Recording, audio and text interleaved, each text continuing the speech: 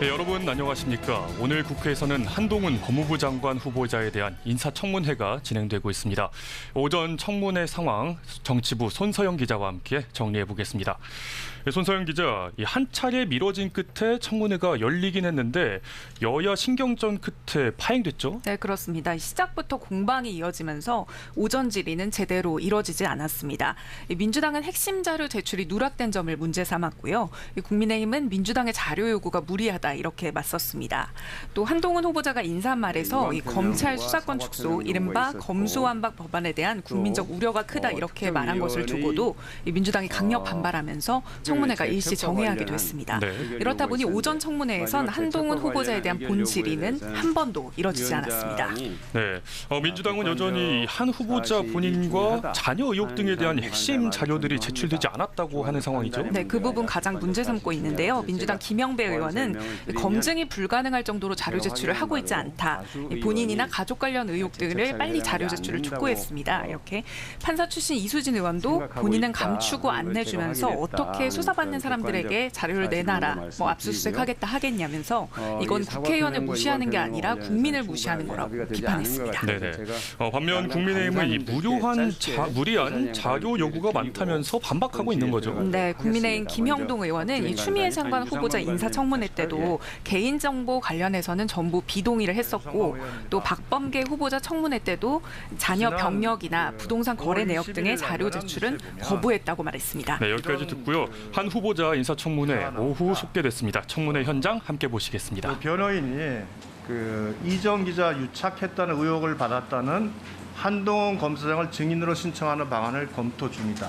이렇게 밝혔고요. 그러면서 변호인은 단순한 취재 윤리가 아니라 검찰과 결탁해서 수사 정보를 취득하려고 한 것이 이 사건의 본질이고 그런 취지의 비평이었다고 본다면서 한동훈을 증인 신청하는 방안을 검토 중이다. 그러니까 그 사건에 있어서 지금 후보를 증인 신청까지 검토 중인 정도로 이 사안이 구체적으로 이해관계가 있다 이렇게밖에 판단할 수 없기 때문에 저희가 재척을 요구했다 이 말씀을 이 자리에서 다시 한번 드리고 재척 요구에 대해서는 객관적인 사실관계를 기초로 판단을 해야 되는데 이 부분에 대해서 재척 사유에 해당하지 않는다는 다수 의견이 있다. 이 부분에 대해서는 개인적으로 이제 유감으로 생각을 합니다. 두 번째로 지금 현재 한동훈 후보가 검수완박법이라고 표현을 했다는 데 대해서 사과의 요구를 하고 계시는데 여기를 한번 좀 보실까요?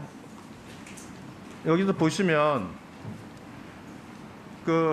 이수진 의원께서 여러 가지 포럼을 개최하시면서 제목이 뭐라고 되어 있느냐면 검수완박의 필요성이라고 되어 있습니다. 민주당에서도 스스로 이 법안에 대해서 검수완박이라는 표현을 쓰면서 이렇게 법안의 성격을 규명을 지었고 또한 이 검수완박이라는 표현 자체는 이미 민주당 쪽 시민단체에서부터 먼저 검수완박이라는 표현을 사용하면서 이미 국민들 사이에 일반화된 개념으로 이게 사용이 되고 있는 겁니다. 그 법안, 그와 같은 개념을 지금 후보자가 사용했다는 것을 이유로 사과를 요구한다. 그러면 민주당은 이 검수완박이라는 표현을 이렇게 사용을 해도 아무 문제가 없고 우리 후보자가 이걸 쓰게 되면 사과를 해야 됩니까? 이건 적절치 않다. 그래서 더 이상 이 문제에 대해서 장관을 상대로 물어볼 정책이나 여러 가지 자질된 검증 내용이 많으니 바로 우리 인사청문회 본 질의로 들어갔으면 좋겠다 이 말씀을 드립니다. 네, 수고하셨습니다. 다음 박주민 간사님. 예, 검수완박 법안이다라고 얘기한 부분에 대해서 저희들이 문제 제기했던 핵심은 이겁니다. 첫째는 실제로 통과됐던 검찰청법 개정안과 형사소송법 개정안은 검수완박법이 아니라는 것입니다. 즉 실제와 다르다라는 것이고 그렇기 때문에 두 번째로 저희들이 자연스럽게 연결되는 문제 제기의 핵심은 실제와 다른데도 불구하고 그런 용어를 씀으로써 정치적인 선동을 한다거나 여야 간의 갈등을 고조시키는 것 아니냐라는 차원에서 저희들이 문제 제기했던 것입니다. 저희들의 문제 제기는 그래서 유의미하다라고 보고 있고요. 그거보다 더 크게 저희들이 문제 제기했던 것은 국회의 입법 활동을 장관 후보자가 야반 도주라고 표현했던 부분입니다. 국회 입법 활동을 존중해야 되는 국무위원 후보자가 그런 식의 표현을 하는 것은 아까도 제가 말씀드렸지만 들어보지도 못했고 보지도 못했던 그런 사안이라서 이 표현에 대해서는 좀 사과가 필요하다라는 이야기를 했던 것입니다. 물론 이제 그 여야가 이 부분에 있어서 합의가 되지 않아서 이후 계속 여야 간사가 이 부분에 대해서 좀 더 얘기를 해 나갈 텐데요. 저도 청문회 절차가 신속하게 진행돼야 된다는 데 동의하기 때문에 이제 질의로 들어가는 것에 대해서는 동의를 하겠습니다. 다만 위원장님, 저희가 오전에 민주당이나 국민의힘 위원님들이 여러 가지 자료 제출에 대해서 요구를 한 바가 있습니다.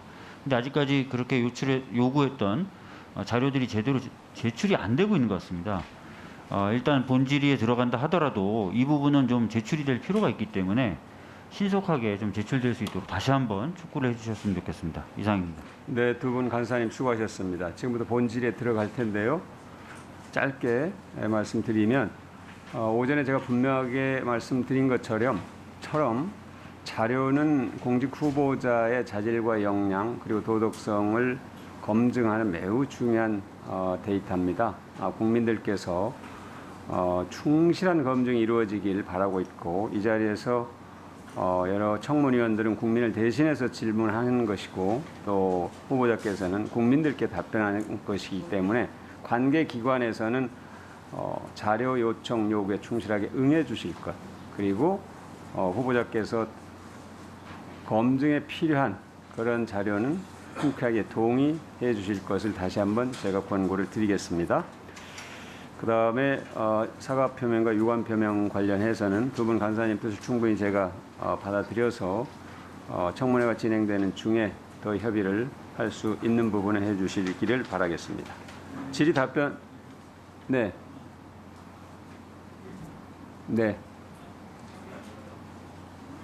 박주민 간사님. 네. 오늘 저도 그렇고 저희 동료 의원들이 자꾸 문제 제기하는 게 마이크 음량이 조금 평상시보다 작은 것 같습니다. 그래서 그 국민의힘 의원님들이 말씀하시는 거나 위원장님 말씀하시는 게 잘 안 들리는 게 있어서 조금 이런 부분 신경 써주셨으면 좋겠습니다. 기술적으로 그 부분을 보완해 주시면 고맙겠습니다. 당겨서 말씀해 달라고. 더 안 당겨지는데. 됐나요 이제? 이제 됐습니까? 네. 질의 답변 순서입니다. 질의 시간은 질의와 답변을 포함해서 7분으로 하겠습니다. 위원님들께 꼭 당부 말씀을 드리고자 합니다. 오늘 많은 국민들께서 시청하고 계십니다. 질의 시간을 초과하면 마이크가 꺼지기 때문에 그 시간에 발언하시면 국민들께 우리 위원님들의 말씀이 제대로 전달되지 않습니다. 그래서 시간 안에 질의를 마쳐주시면 고맙겠다는 말씀을 드리겠습니다. 답변하시는 후보자께서도 질의하시는 위원님의 질의 시간 안에 답변을 마칠 수 있도록 해주시고 질의 시간이 지난 뒤에 답변이 꼭 필요할 경우 위원장에게 발언 기회를 요청하시면 답변 기회를 드리도록 하겠습니다. 그럼 나눠드린 질의 순서에 따라서 먼저 존경하는 김용민 위원님 질의해 주시기 바랍니다. 네, 경기 남양주병 김용민입니다. 준비된 PPT 보면서 말씀드릴게요. 지금 여러 가지 뉴스들, 의혹들이 계속 제기되고 있습니다. 그 중에서도 오늘자로도 계속 속보와 단독 기사들이 나오고 있는데 후보자의 자녀 스펙 쌓기 논란에 대해서 좀 질의를 드려야 될 것 같습니다. 자, 보니까 그 한 10가지 정도 사항의 스펙 쌓기 활동들이 있어요. 물론 후보자의 자녀가 굉장히 뛰어나서 이런 활동들을 했을 가능성도 당연히 있겠지만 지금 언론에서 의혹을 제기하는 것은 후보자의 자녀 혼자는 매우 어렵다. 가족들이 총동원됐다. 그리고 이 스펙 쌓기에 허위가 개입되어 있을 가능성이 매우 높다. 이런 의혹들이 계속 제기되고 있습니다. 하나 좀 차례대로 보겠습니다. 다음 보여주시죠. 먼저 가장 논란이 많은 게 이제 복지관에 그 노트북 50대 기부한 것이죠. 네, 이 기부에 대해서 한동훈 후보자는 기업에서 기부한 것이다. 잘 모른다. 이런 취지로 얘기를 했던 것 같아요. 그런데 오늘자 보도를 보니까 그 후보자의 딸의 동아리명이 기념사진에 그대로 찍혀 있습니다. 그래서 이 기부가 후보자의 딸의 동아리, 그러니까 후보자의 딸의 활동을 매우 이제 돋보이게 하는 그런 역할을 했다고 볼 수밖에 없죠. 그런데 이런 그 기부 행위가 정상적인 기부 행위였냐, 갑작스럽게 기부가 된 것이냐, 여러 가지 좀 논란이 있는데 보니까 후보자의 배우자와 이 회사 임원이 같은 동문이어서 기부를 해준 것 아니냐라는 의혹이 있습니다. 이런 의혹들 같은 경우에 따라서는 제3자 뇌물죄나 배임 증죄죄가 성립될 수 있을 것 같습니다. 이 부분에 대한 수사가 필요하지 않을까, 이미 고발도 진행됐습니다. 수사가 필요하지 않을까 생각이 됩니다. 다음 보여주시죠. 자, 3M 아까 얘기했던 그 기업은 복지관에 노트북을 기부한 기업은 3M인데 그 3M이 또 등장합니다. 해당 기업이 후원한 논문 대회에서 후보자의 딸이 금상을 수상합니다. 그런데 수상했던 논문 같은 경우에는 대필 의혹이 나오고 있는 논문이에요. 이것 역시 지금 범죄가 성립할 수 있지 않을까 싶습니다. 대필 의혹한 논문을 제출했고 그 제출한 논문을 가지고 상을 탔다. 이러면 업무방해죄 성립될 수 있지 않겠습니까? 후보자가 그동안 그토록 강조했던 공정과 정의, 상식에 비추어 보면 당연히 수사 대상이 될 것으로 보여집니다. 다음 보여주시죠. 자, 그리고 후보자의 딸이 인터뷰했던 내용 중에서는 인천시장상을 받았다라고 했는데 보니까 인천시 의회 의장상 얘기가 나오고 있죠. 그러나 이 상을 또 왜 받을 수 있었는지에 대한 공적 조서가 지금 제출이 안 돼서 그 내용을 좀 확인할 필요가 있을 것 같습니다. 신속하게 제출을 해주실 수 있으면 좋겠어요. 그 다음에 프루덴셜 공동체 정신상 받았나라는 얘기가 있는데 이 역시 보면은 프루덴셜 공동체 정신상을 받은 것으로 얘기가 되고 있는데 확인해 보니까 이름을 찾을 수가 없습니다. 미국 프루덴셜 수상자 명단에 따님의 이름을 찾을 수가 없어요. 특히나 이것은 보니까 전국 중고생 자원봉사 대상 장려상이기 때문에 인터뷰에서 적시했던 프루덴셜 공동체 봉사상과 완전히 다른 상이다. 허위 인터뷰를 했다. 이런 의혹이 제기되고 있는 것입니다. 다음 보여주시죠. 네, 심각한 문제는 또 있습니다. 자녀 논문의 대필 정황이 보도되고 있습니다. 후보자는 그렇지 않을 거다라고 얘기했지만 이게 허위였죠. 후보자도 거짓말을 하신 거죠. 당장 케냐 대필 작가가 내가 했다라는 인터뷰를 했습니다. 다음 보여주시죠. 거기에서 그치지 않습니다. 다수의 논문과 전자책들, 후보자의 자녀가 지금 발간했다고 하는 것들이 표절 의혹이 매우 강하게 제기되고 있습니다.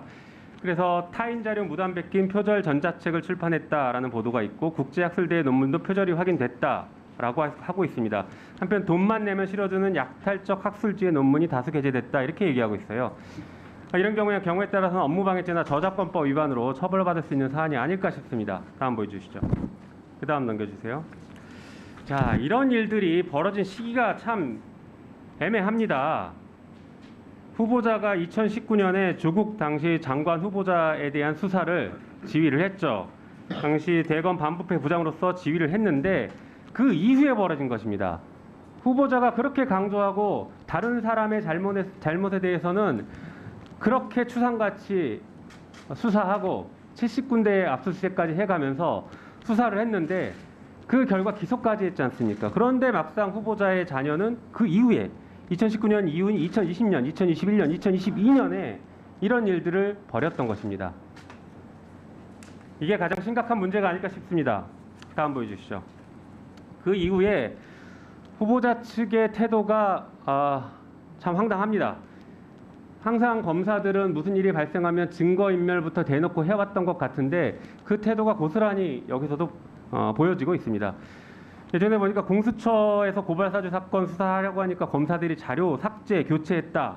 통째로 지워진 대검찰청 컴퓨터, 보도 당일 휴대폰 하드 교체 이런 보도들이 나왔는데 그 이후에 이 사건에서도 이런 보도가 있습니다. 한동훈 딸 공동저자 전자책 미국 아마존 서점서 사라졌다. 그리고 노트북 50대 기부 인터뷰 역시 삭제됐다. 전형적인 증거인멸 행위들을 계속 하고 있는 게 아닐까 싶습니다. 이게 후보자가 보여준 태도입니다. 그 다음 보여주시죠.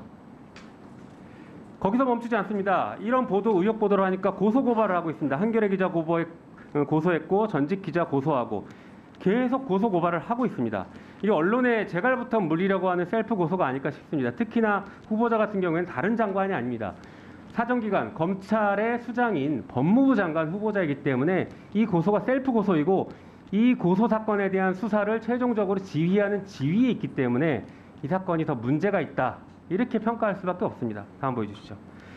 설리번 소송 많이 그 국민의힘에서 내던 인용했었죠. 공직자나 공인의 경우에 명예훼손이 인정되기 위해서는 이 보도의 오류가 실제적인 악의를 가지고 있어야 되는데 조금 전에 그런 보도들이 실제적 악의가 있다고 보기 어려움에도 불구하고 후보자가 매우 정광석화처럼 강력한 법적 대응들을 하고 있는 게 아닐까 이런 태도를 지적하지 않을 수 없습니다.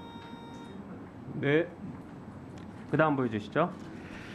자, 후보자는 그런데 이렇게 이런 스펙들을 쌓는 게 사실 별 문제 없지 않냐. 아직 대학 진학도 하지 않았고 거기에 쓰지도 않았지 않느냐. 소위 말해 예비 음모는 처벌할 수 없는 것 아니냐라는 취지로 읽혀집니다. 그런데 그렇지 않은 것 같습니다. 이걸 왜 이렇게 스펙을 쌓았을까? 다음 보여주시죠. 그 후보자 사촌과 똑같은 스펙을 쌓아갑니다. 보니까 그 후보자의 딸과 사촌들의 교회 활동들은 여러 차례 겹치고 있습니다. 봉사활동 단체를 같이 만들었고, 다음 넘겨주시죠. 또 포스터 전시회도 같이 했고 포스터에 그 이모의 딸이 이름이 모두 들어갑니다. 그 사촌들의 이름이 들어간다는 얘기죠. 또 보여주시죠.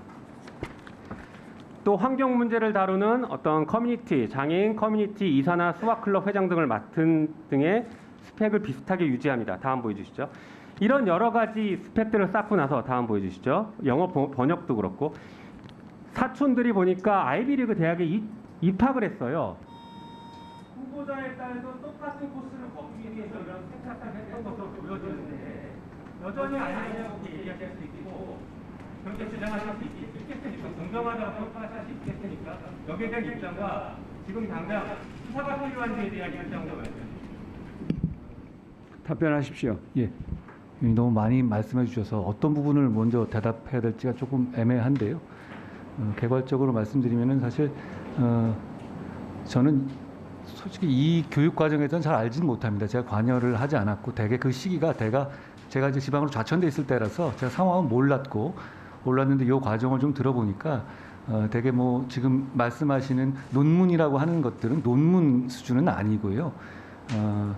고등학생이 어떤 연습용으로 한 리포트 정도 수준의 짧은 글들, 두세 페이지, 많으면 6페이지 정도짜리 그런 영문 글들을 모은 것입니다. 그리고 그것이 실제로 입시에 사용된 사실이 전혀 없고, 그리고 그 글이 입시에 사용될 계획도 없습니다. 그런데다가 나아가서 학교에도 제출하는 사실이 없는 글들입니다. 그러니까 제 딸이 이제 국제 학교를 다니고 있는데요. 거기서 하는 과정에서 자기 학습하는 아카이브 같은 걸 쌓은 것이다. 저는 이렇게 설명을 들은 상태이고요.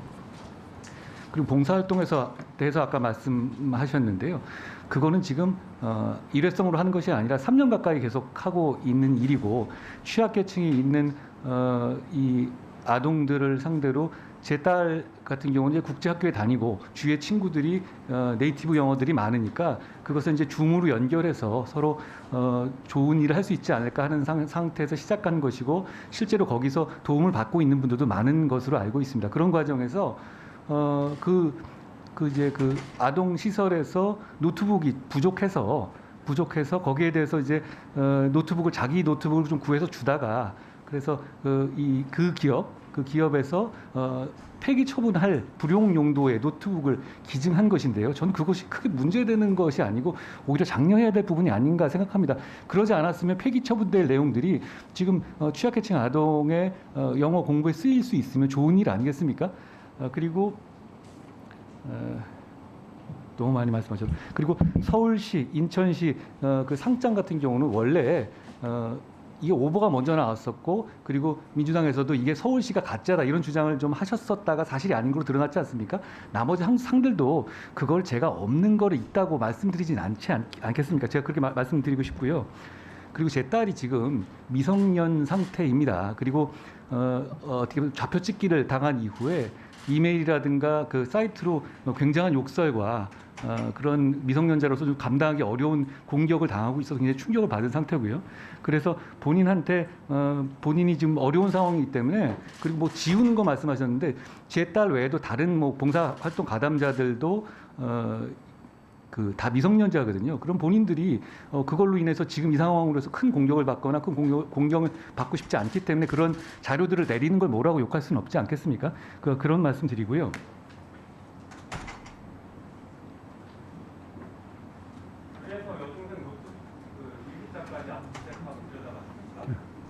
그 부분에 예, 의원님 말씀 드려도 될까요? 질문하신 거면 예, 그거를 여러 번 말씀하시는데요. 그 혹시 뭐 족 전 장관 사건 말씀하신 거라면 제가 그 수사팀에 물어봤습니다. 그 여중생 물론 그 당시에 조민 씨는 30세였죠. 그 일기장을 압수한 적이 있느냐 그랬더니 그런 사실이 없다고 합니다. 그건 아마 좀 잘못 알고 계신 것 같습니다. 지금 말씀드린 것처럼 입시에 쓰이지도 않았고 입시에 쓰일 계획도 없는 그 습작 수준의 글을 올린 것을 가지고 그 수사까지 말씀하시는 건 좀 과한 말씀 같습니다. 네, 수고하셨습니다. 다음은 민형배 의원님 질의하시겠습니다.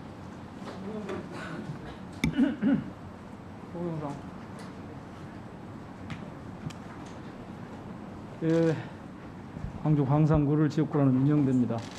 후보자 그리고 또 법무부 직원분들 청문회 준비하시느라고 애 많이 쓰셨습니다. 동영상 보겠습니다.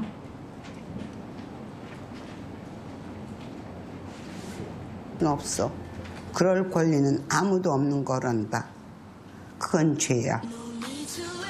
후보자께서도 아시죠 누군지?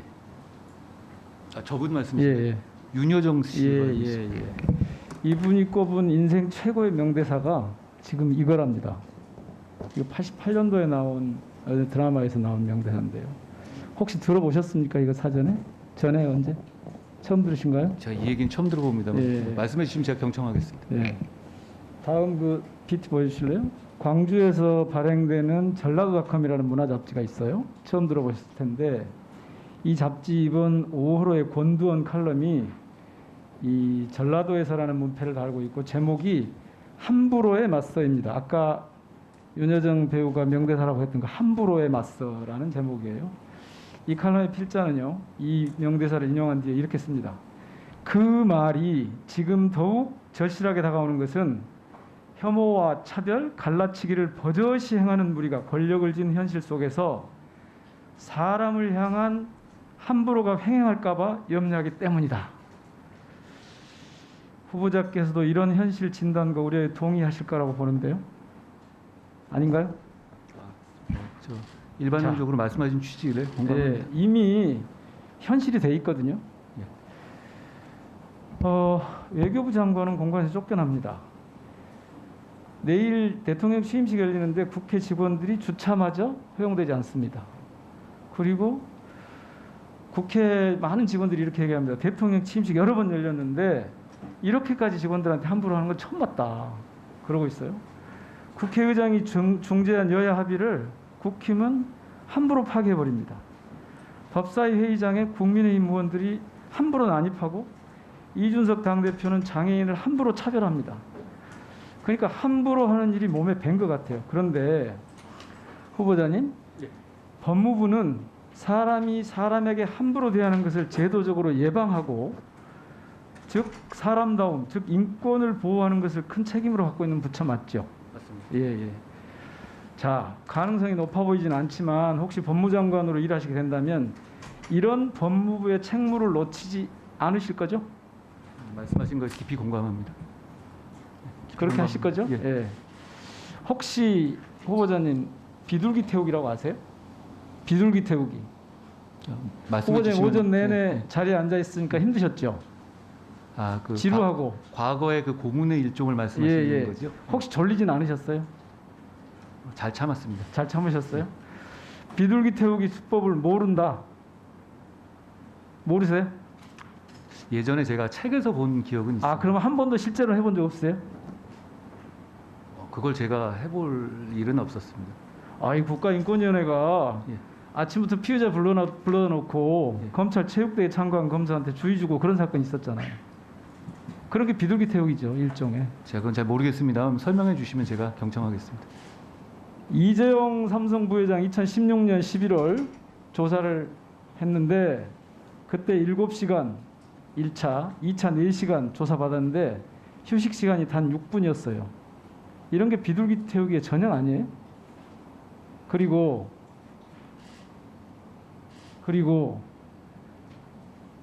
구속되어 있는 피의자들을 한 40번, 50번 불러놓고 실제 조사는 너댓 번밖에 안 는 경우가 꽤 있었거든요, 검찰에. 근데 그런 자료들을 좀 제출하라고 했더니 안 해요. 지금도 안 하는데 이렇게 검찰에 대한 이미지가 되게 좀 두려움의 대상이에요.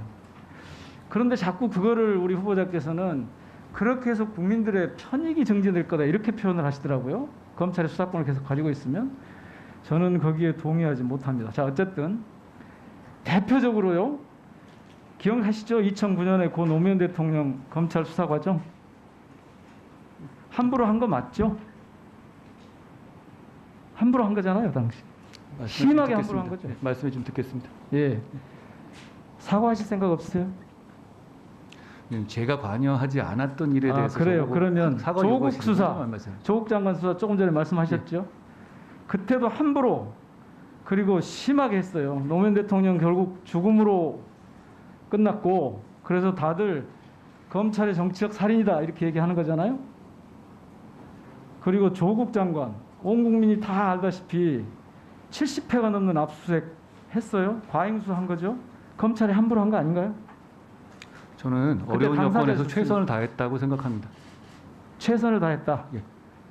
과잉 수사를 했느냐고 제가 물었는데 최선을 다했다고 하면 검찰이 한 아니요, 모든 저는 행위는 과잉 수사라고 말씀드린 게 과잉 수사가 아니었다고 말씀드린 겁니다. 과잉 수사가 아니었다고요? 예. 아니 세상의 모든 사람들이 과잉 수사라고 하는데 과잉 수사가 당사자는 아니었다고 하니까 그러면 앞으로도 계속 그렇게 하시겠다는 건가요? 그거는 사건에 대해 당사자가 어떤 음모론을 펴면서 수사팀을 공격하고 그리고 그 여론을 동원해서 수사팀을 공격하고 아니, 여론을 뻔한 제대로 상황에 대해서 동원한 거부할 후보자가 경우에는 당시에 집중적인 수사할 수밖에 없습니다. 후보자였죠. 여론을 가지고 장난친 건. 아니 다 아는 사실을 지금 그걸 아니라고 부정을 하면 어떻게 합니까?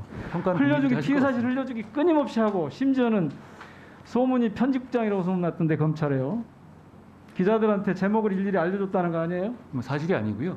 저는 조국 사건에 대해서 사과하신 걸로 알고 조국 사태를 강을 건넜다고 하셨는데 그럼 저희가 조국 수사를 하지 말았어야 했는지 그게 그렇게 여쭙고 싶습니다. 노무현 대통령의 죽음이든 조국 전 장관 가족 일가족에 대한 도륙이든 하여튼 사과 의사가 없다는 말씀이시죠? 그리고 온당했다. 노 전 대통령 사건에 관해서는 제가 알지 못하고 제가 관여한 바가 없고요. 알지 못해요? 그때 검찰에 제가 계셨는데. 관여한 바가 없고요. 조국 전 장관 사건은 제가 관여했는데 관여하지 그건 않았는데 사과 사건이 아니라고 생각합니다. 후보니까 당시 검찰이 그런 행위에 대해서 사과 의사가 있냐고 묻는 거예요. 위원님, 제가 한 말씀 올려도 되겠습니까? 예, 짧게 하세요. 과거에 민주화 운동을 하던 경우에도 민간인을 고문하던 분도 계셨습니다. 그렇지만 그런 일을 가지고 옛날에 그런 일이 있었다고 해서 민주화 운동 전체를 폄훼하지 않지 않습니까? 그런데 과거에 있었던 어떤 저희가 관여하지 않았던 특정한 사안을 들어가지고 어떤 기관 자체를 폄훼하고 그리고 그 기능 자체를 없애야 한다고 하는 것은 좀 동감하기 어렵습니다. 조금 전에 후보자께서 민주화 운동을 하던 분들도 민간인을 고문했다고 그러셨나요? 저는 그렇게 알고 있는 사례가 있습니다. 그거 자료로 제출해 주시고요. 예, 그렇게 하겠습니다. 제가 서면 답변서에 대해서 자료를 좀 요청을 하려고 그랬는데 우선 하나만 좀 하죠. 나머지는 제가 그 자료를 하기로 하고. 이번에 후보자는 형사사법을 직접 담당하는 검사들이 국민께 문제점을 설명드리고 의견을 표명하는 것은 직업적 양심했다는 의사 표현이라고 했고, 그렇습니다. 수사기소 분리 법안에 대해서도 같은 뜻을 표명을 했어요. 그런데 예전에 세월호 시국선언 교사들 파면당했고요. 국가예산 담당하는 기재부는 정당 복지공학의 재원을 비판했다는 이유로 선관위로부터 선거법 위반 판단을 받았거든요. 검찰에게는 특권이 있어요? 집단 행동을 해도 괜찮은? 현장 상황을 책임지는 사람들 입장에서는 이렇게 잘못된 법이 잘못된 절차를 통해 통과됐었을 때 말할 의무가 있다고 생각합니다. 회의를 해서 의견을 모아서 그걸 공식적으로 제출하는 거고 언론에 대고 기자회견을 해가면서 집단행위를 하는 건 전혀 달라요. 나중에 혹시 법무장관으로 취임을 하면 이 부분을 어떻게 다루실 겁니까? 예. 당시에 국민들이 이 법이 진행되는 내용을 전혀 알지 못하셨고요. 그러니까 국민들께서 어떤 법이 통과되는지를 모르셨기 때문에 그것을 담당하는 법조에 있는 사람들이 그걸 알릴 의무는 있었다고 저는 생각합니다. 자, 수고하셨습니다. 다음은 조수진 의원님 질의하시겠습니다. 영상 짧게 보고 시작하겠습니다. 해가 지면 없는 죄 만들어서 감옥 갈 것 같습니다, 여러분. 해가 지면 없는 죄 만들어서 감옥 갈 것 같습니다, 여러분. 국민의힘 조수진 의원입니다. 전 세계 유례가 없는 검수완박 법안이 결국 국회 문턱을 넘고 공포가 됐습니다. 문재인 대통령은 법조인에도 불구하고 거부권을 행사하지 않았습니다. 검찰은 물론 대법원, 변호사협회, 형사소송법학회, 언론계 등이 앞다퉈서 위헌임을 지적하면서 반대한 법안입니다. 이렇게 이 문제 많은 법안이 강행 처리된 이유가 무엇이라고 보는지 저는 방금 보신 영상에 있다고 답이 있다고 봅니다. 후보자 견해는 어떻습니까? 특별히 이 영상에 대해서 제가 의견을 말씀드리기는 적절하지 않아 보입니다. 없는 죄를 만들어서 감옥 보내는 그런 나라가 있습니까? 법치국가가 있습니까? 그래서는 안 된다고 생각합니다. 네. 검수완박법은 검찰청을 사실상 폐지시킨 것이나 다름이 없습니다. 현직 검사장은 검수완박 법안에 대해서 이렇게 말했습니다. 조선시대 연산군이 자신의 비리를 숨기기 위해서 사헌부를 폐지한 것이나 다름없다. 아울러서 우리 사회에 지성이라는 게 있다면 있을 수 없는 일이라고 비판을 했습니다. 여기에 대해서 후보자는 어떻게 평가합니까?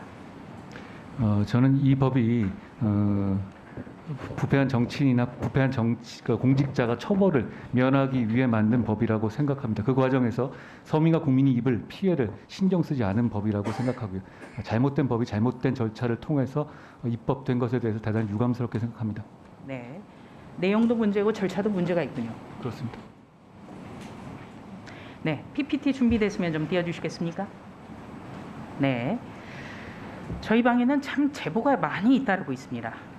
우선 대표적인 거 두 가지만 좀 적시를 했는데요. 우선 이번에 더불어민주당에서 공천이 확정된 단체장 2개의 사례를 제가 들었습니다. 목포시장의 경우에는 본인과 배우자가 3건의 선거법 위반 사건으로 선관위로부터 고발을 당했고 배우자는 최근 검찰로 송치가 됐으나 더불어민주당의 공천이 확정됐습니다. 전남 한평분수의 경우에는 건설업자로부터 1,000만 원 상당의 양복비 뇌물수수 혐의가 있습니다. 양복을 얻어입는 분들이 좀 있는 것 같아요. 최근 검찰로 송치됐지만 역시 공천이 확정이 됐습니다. 저는 이런 제보들을 보면서 검찰 수사를 아예 발본색원해야겠다 이런 생각들을 하고 있는 것 아닌가 이런 의심을 지울 수가 없습니다. 어떻게 보십니까? 제가 이 제보 내용을 잘 몰라서 뭐라고 말씀 올리기가 좀 어렵습니다. 네, 우선 검찰 수사가 진행이 됐다면 검찰 수사를 염두에 둔다면 이런 공천이 이루어질 것인가 저는 잘 이해가 되지 않습니다. 자, 검수완박법에 대해서는 헌법재판소가 위헌인지 여부에 대해서 심리에 들어갔습니다. 국민의힘이 제소한 것뿐만 아니라 전현직 교수 6천여 명이 헌법소원을 청구를 했고요. 또 시민들이 헌법소원을 제기하는 일도 잇따르고 있습니다. 대검찰청에서는 후보자가 장관에 임명이 되면 권한쟁의 심판 청구에 나서는 방안을 검토 중인 것이라고 지금 알려져 있는데요. 언론에도 상당수 보도가 됐습니다만 검토해 보셨습니까? 청구인으로 나설 의향이 있습니까? 의원님, 제가 아직 취임하기 전이고 아직 임명되는지도 확정되지 않기 때문에 그 점을 미리 검토할 만한 상황은 아닙니다. 네. 검수완박 법안이 위헌인 이유는 이렇게 숱하게 논의가 되고 있습니다. 법안 자체의 위헌성도 있지만 가장 큰 문제는 절차적인 위헌성입니다. 하나하나씩 좀 세부적으로 들어가 보겠습니다. 우선 이번 검수완박 법안 날치기 처리 과정에서는 이승만 정부 때의 4.4 5.2 개헌 이래 최악의 꼼수들이 난무했습니다. 그 중에서도 가장 대표적인 것이 위장 탈당일 것입니다. 위장 탈당은 국회판 위장 전입이지요. 위장 탈당. 이게 바로 안건 조정위에서 꼼수를 쓰기 위해서 이런 최악의 어떤 꼼수를 사용을 한 건데요. 안건조정위원으로 참여해서 최장 90일짜리 안건조정위원회를 단 17분 만에 끝내버리기 위한 정말 꼼수 중의 꼼수다, 이렇게 생각을 합니다. 자, 후보자님, 지금 우리 법에서는 위장 전입이라든지 위장 이혼이라든지 이런 거 처벌이 되지요? 경청하겠습니다. 네. 그렇다면은 위장 탈당, 이걸 가만히 놔두면 위장 전입이라든지 위장 이혼이라든지 이런 게 사실로 확인돼도 처벌하기가 굉장히 어렵지 않겠습니까? 제가 구체적으로 어떤 일에 대해서 말씀드리기는 어렵고, 다만 법이 적법 절차, 헌법상의 적법 절차를 지켜서 제정되고 그리고 시행되어야 한다고 생각합니다. 그러니까 법률에 있어서는 절차적 정당성을 갖춰야 된다고 보시는 거죠? 당연한 말씀입니다. 네. 지금 민법상 통정 허위 표시, 이런 얘기 굉장히 지적이 많습니다. 민법상 통정 허위 표시, 이른바 짬짬이 행위. 발음을 좀 제가 다시 한번 하겠습니다. 짬짬이 행위는 무효다, 이런 지적도 굉장히 많은데요. 다시 말해서 사후에 복당하는 것을 전제로 해서 위장 탈당하는 척하는 이런 행위는 애초에 무효다, 이런 법적의 지적이 많더군요. 들어보셨습니까? 말씀해 주시면 제가 경청하겠습니다. 네. 그러니까 이런 어떤 위장 탈당 행위는 법안 처리를 위해서 탈당한 것처럼 하고 사후에 복당을 약속을 받았기 때문에 민법상의 통정 허위 표시다, 이른바 짬짬이 행위다, 이런 지적이 많다는 겁니다. 네, 들어보셨죠? 그렇다면은 안건 조정위 구성 및 의결의 정족수부터 잘못된 것이다. 그렇다면은 더더욱이 헌법에 규정된 다수결의 원칙도 위배하고 있다. 저는 이렇게 생각합니다. 동의하십니까? 의원님 말씀하신 제 구체적인 내용 하나하나까지 말씀드리기에는 제가 지식이 부족하고요. 다만 국민에게 피해를 주는 잘못된 내용의 법이 잘못된 절차를 통해서 제정된 것이라고 저는 개인적으로 생각합니다. 네, 절차에 대해서 짧게 들여다봤고요. 내용에 대해서도 그럼 한번 답변을 구하겠습니다.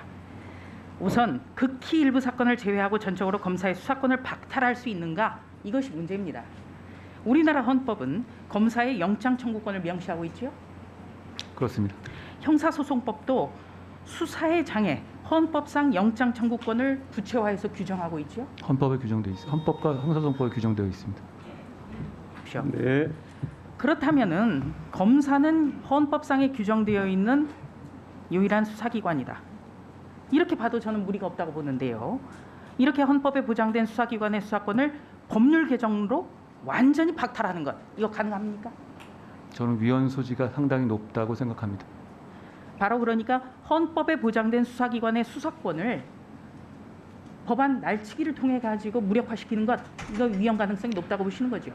헌법에 규정된 검찰의 수사권은 검찰의 것이 아니고 그것으로 인해서 범죄를 방지하는 것을 이익을 받게 되는 국민의 것이라고 생각합니다. 그러니까 그렇게 법안으로 함부로 박탈할 수 있는 문제가 아니라고 저는 생각합니다. 네. 김철수 교수의 헌법학 개론을 좀 들여다보면요, 이런 구절이 있습니다. 우리나라 헌법의 기본 이념인 국민주권주의, 국제평화주의, 기본권주의, 사회복지주의를 위배하는 법률은 제정할 수 없다, 이렇게 돼 있고요. 삼권 분립의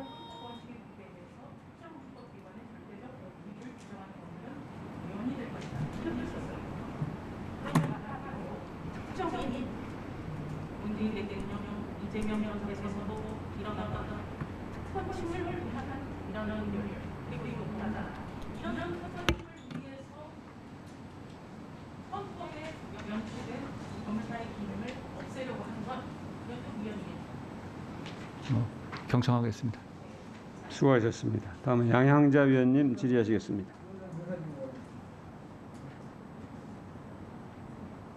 짧게 해주세요. 1분. 3분 주십시오. 지금 조수진 의원께서 위장 탈당이란 말을 이곳 국회에서 썼습니다. 언론이 쓰는 건 그나마 무슨 비유랄까 은유랄까 그런 표현으로 해서 그것도 적절하지 않지만 옆에 앉아 있는 의원이 지금 탈당을 해서 무소속으로 앉아 있는데 위장 탈당이라고 하는 표현을 써요. 이게 가능한 일입니까? 제가 뭘 위장 탈당을 했습니까? 뭐 어떻게 위장 탈당을 했습니까? 뭘 위장했습니까? 탈당 안 해놓고 탈당했다 했습니까? 저는 지금 민주당 소속이 아니에요. 탈당을 했잖아요. 근데 이걸 위장 탈당이라고 해요? 여기가 무슨 언론사 데스크인 줄 압니까? 네. 언론사 데스크 함부로 쓰죠? 위원장님, 앞으로 이런 표현을 쓰는 것 자체를 저는 허용해서는 안 된다고 생각합니다. 진실에 부합하지 않아요. 복당 약속을 누가 했어요? 어디다 복당 약속을 했단 말이에요? 봤어요?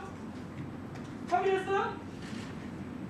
이런 무례하고 모욕적인 언사를 온 국민이 보고 있는 법사위 인사청문회에서 막 해요? 그러니까 함부로 한다고 그러는 거예요. 위원장님, 분명하게 해주십시오. 오늘 지금 이 청문회가 겨우겨우 시작이 됐는데 다시 또 도발을 합니다. 후보자의 약간 모두 인사말을 보니까요. 앞부분은 전부 다 그냥 평소에 우리가 흔히 보던 그런 인사말이었어요.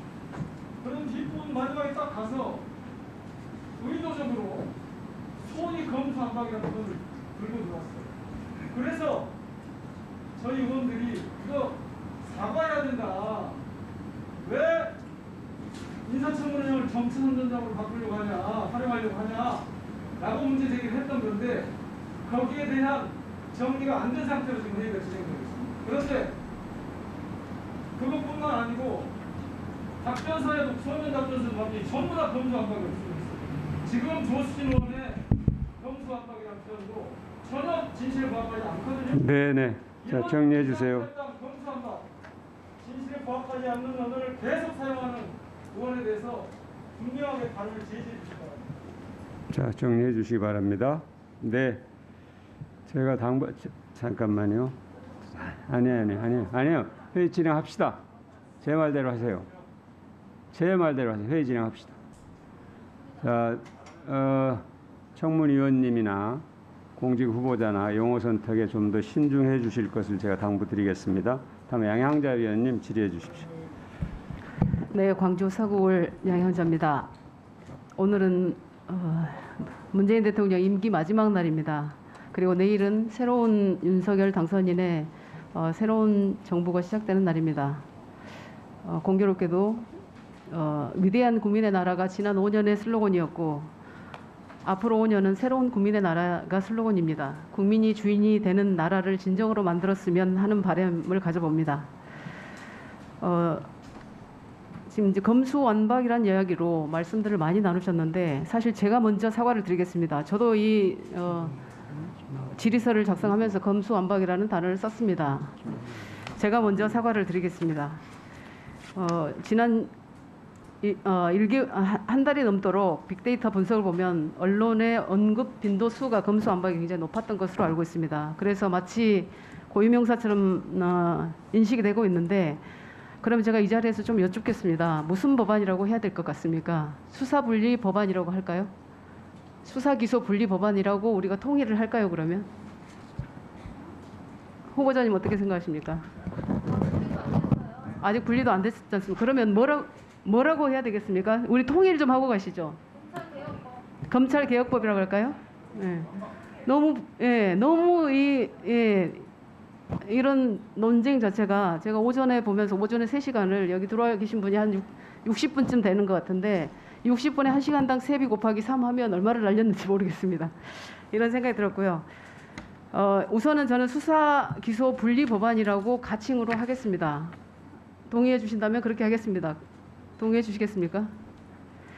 우여곡절 속에서 수사기소 분리 법안이 통과되었습니다. 이번 통과 과정을 전 지켜보면서 헌법기관인 국회의원으로서 아쉬운 마음을 감출 수가 없습니다. 대화와 타협 없이 이전 투구만이 남아버린 지금의 국회가 역사에 어떻게 남을지 한없이 두렵고 저는 부끄럽습니다.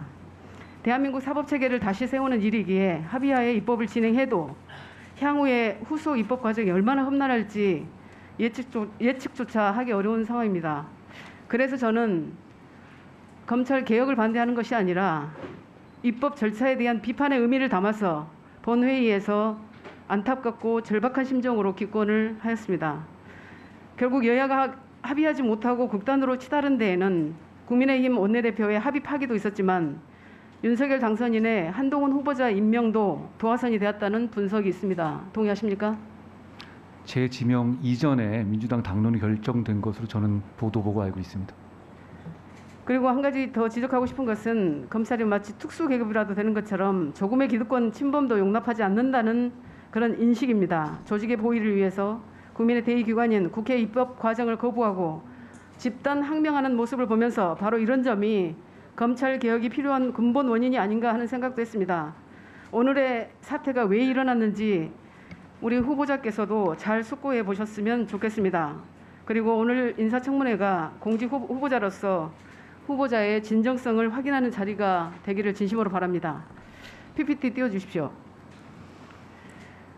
지난 4월 21일 법제처는 인수위 질의에 대한 답변에서 이른바 수기분리 법안이 국민 인권을 후퇴시키고 국제 형사사법 절차 관련해서도 혼선을 초래할 우려가 있다라는 의견을 전달한 바 있습니다.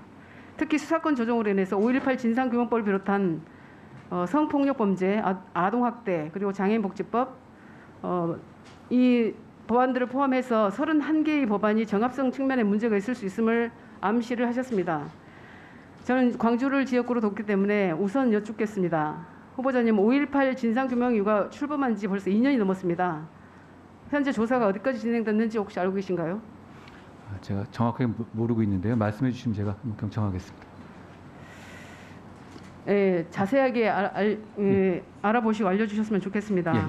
예. 제가 실무진 통해서 알아볼 수 있는 범위에서 알아보도록 하겠습니다. 그리고 검찰 수사권 조정 법안 통과로 인해서 서민들의 삶과 직접적인 연관이 있는 법률들과 각종 진실규명법 등이 난관에 봉착할 수도 있을 거라고 보는 시각이 많은데 그런 시각이시죠? 저는 그건 사실이라고 봅니다. 그 법에서 검사가 해야 될 중요한 그 법의 목적을 달성하기 위한 검사가 해야 될 수사로서의 역할들을 많이 부여해 놨거든요. 근데 그 부분과 지금 새로 바뀌는 법들과의 좀 충돌이 되는 부분이 있기 때문에 그 해석에 좀 여러 가지 난관이 있을 것 같습니다. 연동해서 이제 정리되어야 될 법안들을 빠르게 정리하셔서 좀 알려주셨으면 좋겠습니다. 그리고 특히 좀 전에 제가 언급드렸던 5.18 진상규명회의 활동에 차질이 생기지 않도록 법률적, 제도적, 정책적 방안을 좀 세워주시기 바랍니다. 공감합니다. 그리고 저는 과학기술인으로서 이제 여쭙고 싶은 것이 있는데요. 이번 개정으로 검찰의 기술 유출 등 경제범죄 수사는 중대범죄수사청, 한국형 FBI 출범 전까지로 제한되면서 산업기술보호에 비상등이 켜진 상황이라고 보고 있습니다. 지난 4월에 국정원이 밝힌 자료에 따르면 2017년 1월부터 올해 2월까지 적발한 산업기술 유출 시도는 99건입니다. 이 가운데 34건이 국민 경제에 큰 영향을 줄 수 있는 국가 핵심 기술로 나타나고 있습니다. 국정원은 만약 이 기술들이 해외로 넘어갔다면 22조 원에 이르는 연구 개발비와 매출액 손해로 이어졌을 거라고 추산하였고 유출된 산업기술 중 3분의 2가 중국으로 향한다고 밝힌 바 있습니다. 또한 특허청 자료에 따르면 최근 3년간 영업비밀 침해로 접수된 사건은 총 62건입니다. 이로 입건된 사람은 162명으로 조사됩니다. 특히 작년에만 30건이 넘는 사건이 발생해서 85명이 입건되는 등 산업기술 유출이 증가하고 있습니다. 자원이 없는 우리 대한민국은 반도체를 필두로 해서 디스플레이, 2차 전지 등 기술 패권이 매우 중요하다는 것을 알고 계실 겁니다. 예. 특히 핵심 기술 해외 유출과 같은 전문 분야 사건은 쟁점 기술이 어디에 해당하는지 유출 범위와 형태 등에서 전문적 검토가 초기부터 필요하다고 생각을 합니다. 예. 기술 유출 소송의 경우에 피해 액수가 워낙 커서 국내 대형 로펌들이 전담팀을 구성해서 피의자를 대리하는 경우가 많고 또 전문 기술 영역이다 보니 법원에서도 유죄 판단을 쉽게 하지 않는 경향이 많습니다. 후보자님, 이번 그 수사권 조정으로 산업기술 유출과 기술 보호에 대한 기업들의 불안이 커지고 있고 혹여 기술 패권 경쟁에서 뒤처질까 노심초. 네. 이처럼 수사권 조정으로 인해서 국익에 빨간불이 켜질 수도 있는 상황인데 우리 정치권에서는 이런 문제를 지적하는 분이 지금까지는 제가 잘 보이지 않는 것 같습니다.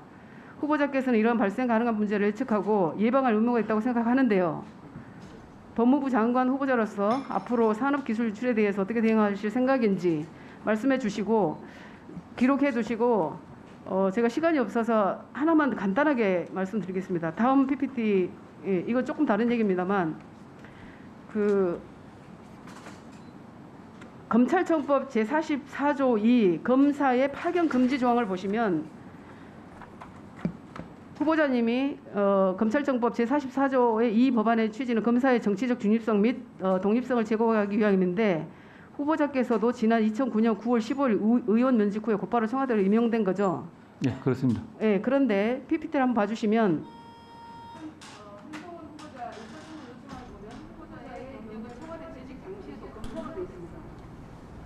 후보자님 검찰청법을 위반해서 검사로서 청와대에 재직하신 건지 그건 아닙니다. 그건 당시에 의원님 말씀드려도 되겠습니까? 네, 답변하십시오. 의원님 지금 말씀하신 것은 보통 저희가 여러 정권에 거쳐서 검사들이 청와대에 사실상 파견 근무를 하는데 저 규정 때문에 의원 면직을 하고 가는 형식을 취했었습니다. 그러니까 내부적으로는 그냥 파견 갔다 이렇게 말하는 그런 사실상의 얘기를 써놓은 것이고요. 실제로는 그때 저도 법적으로 의원 면직을 한 상태였다고 말씀드리겠습니다. 예, 그렇습니다. 예. 네. 아까 답변 올릴 시간. 네. 예. 아까 답변하세요. 이 기술 유출에 대해서 위원님 전문적으로 말씀해 주신 거 제가 굉장히 감명 깊게 들었고요. 역시 이 부분에 대해서도 검찰의 수사 역량이 상당히 쌓여 있습니다. 검찰이 74년 동안 쌓인 검찰의 수사 자산이 분명히 있습니다. 그게 갑자기 어디로 간다고 해서 생길 수 있는 부분은 사실 아니거든요. 그런데 저는 여기 이 자리를 빌어서 좀 호소드리고 싶은 것은 검찰이 74년에 거쳐가지고 쌓은 이런 중대범죄, 기술 유출 같은 범죄 같은 거요. 그거의 수사 능력은 검찰의 자산이 아니라 전 대한민국 국민의 자산이라고 생각합니다. 그걸 갑자기 어떤 대책도 없이 증발시켰을 경우에는 대한민국 국민과 대한민국이라는 이 나라가 그만한 자산을 잃는 것이기 때문에 그 부분에 대해서 제가 다소 좀 말씀드릴 때 계속 말씀드리는 것처럼 그 부분을 좀 잘 이해해 주십사 하고 네. 제가 부탁 올립니다. 네. 다음은 김영배 의원님 질의하시겠습니다. 예, 서울 성북갑의 김영배입니다. 후보자님, 예. 우선 축하드리고요. 감사합니다. 정의의 수호자, 공익의 수호자가 되시길 바라고 윤석열의 수호자, 그리고 김건희의 수호자가 아니고 공익의 수호자가 되실 걸로 다짐을 하고 지금 이 자리에 나오셨죠? 네, 명심하겠습니다. 그런데 이제 직위 추상 대인 춘풍 이런 말이 있습니다. 들어보셨나요? 네, 말씀해 주시면 그러니까 남한테는 따뜻하게 하고 본인한테는 추상같이 해야 된다 이런 뜻이거든요. 책은담에 나온다고 하는데요. 예. 공직자가 굉장히 명심해야 될 말이다. 저는 그렇게 생각하거든요. 어렵지만 수신제가 치국평천하 이런 말은 뭐 아실 거라고 보고요. 그러니까 평천하나 뭐 이제 다 치국도 좋은데 수신하고 재가를 굉장히 중요하게 생각하죠. 그래서 제가 여쭙고 싶은데 그 말은 아시죠? 네, 들어봤습니다. 예.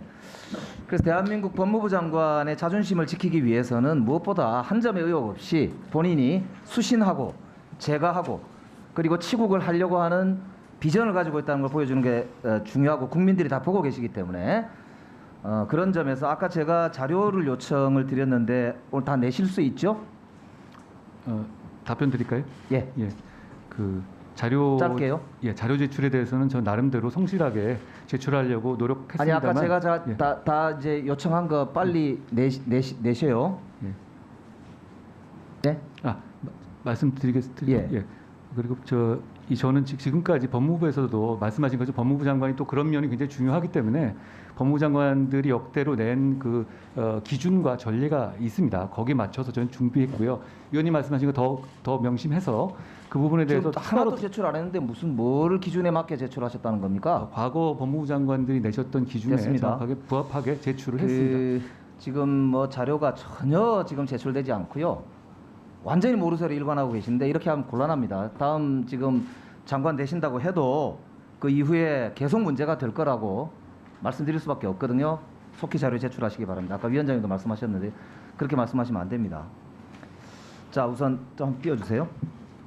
지금 이제 자녀들에 대해서 의혹이 제기되고 있는데 한마디로 한동훈 가족판 스카이캐슬이다 이렇게 지금 볼 수밖에 없고 장녀뿐만 아니라 조카들 그리고 이제 처가 식구들까지 다 동원된 스펙 공동체로 이루어져서 보니까 뭐 이모 찬스, 외할머니 찬스, 엄마 찬스, 각종의 찬스를 다 쓰고 아빠 찬스까지 포함해서 그동안 스펙을 만들어 온 것 같아요. 보니까 숙명 여중인가요? 다니다가 지금 최대위기인가 하는 학교로 가 있다고 되어 있는데요. 그 중에 제가 한번 저기 보시면 앞에 따님하고 저 이종 사촌 두 분, 저 중에 이제 유펜이라는 학교에 진학을 했다고 하는데요. 어떻게 저렇게 스펙 관리가 똑같습니까? 저렇게 보면은 봉사단체 만들어 가지고 스펙 쌓고 그걸로 뭐 상도 받았고 혹은 뭐 그걸 여기저기 이제 스펙으로 썼어요. 그리고 더 팬데믹 타임스라고 하는 곳에 같이 저자로도 등록하고 말이죠. 그래서 언니들은 보니까 미리 대학을 이제 좋은 대학을 갔어요, 외국에. 그리고 이제 공저도 똑같아요. 방글라데시 대학원생하고 공저도 하고 언니들은 보니까 뭐 이렇게 외숙모 찬스로 의대 교수인 외숙모하고 공저도 했고요. 다른 나라 중국이나 이런 데하고 공저도 했더라고요. 약탈적인 학술지에다 오픈 액세스 저널에 등재도 같이 했더라고요. 근데 후보자가 답변을 한 거 보니까 오픈 액세스 저널에 등재한 거는 논문이 아니다 그러시는데 저널에 등재하면은 그거는 논문입니다. 그게 일반적인 학자들 오늘 서울대학교 교수를 비롯해서 여러 교수들이 말씀하셨던데 그렇게 말장난하면 안 됩니다.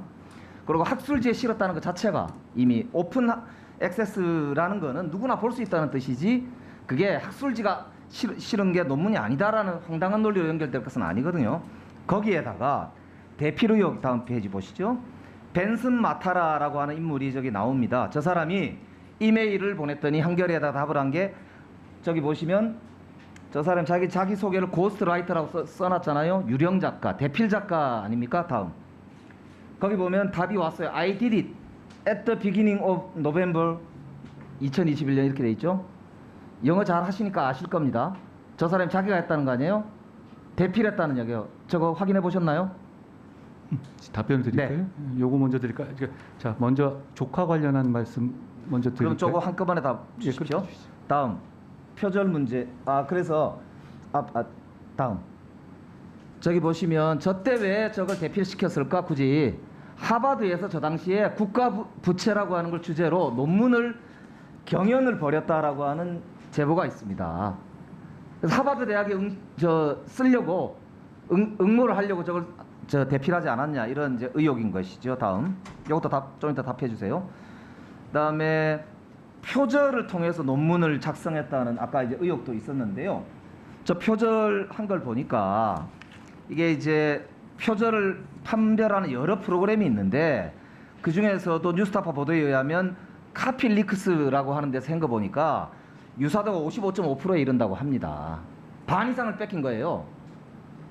저 인터넷에 떠도는 거를 긁어가지고 그냥 한 것이죠. 그거를 저널에 이제 실어서 문제가 되고 있고 그러다 보니까 증거를 없애기 위해서 막 삭제도 하고 한 것으로 이제 지금 보이는데 그 이제 IEEE라고 하는 IEEE라고 부르는 여기 이제 권위 있는 이 학술단체에서 학회에서는 표절에 대해서 매우 엄격하게 관리를 하는데 그 중에 사과문도 제출해야 되고 본인이 안 하면 위반 공지도 하게 되어 있거든요. 그러니까 이런 이제 문제가 지금 의혹으로 제기가 되고 있는데 여기에 대해서도 답변을 주셔야 될 것 같습니다. 그다음에 봉사활동 관련해서 이제 확인할 게 있는데요.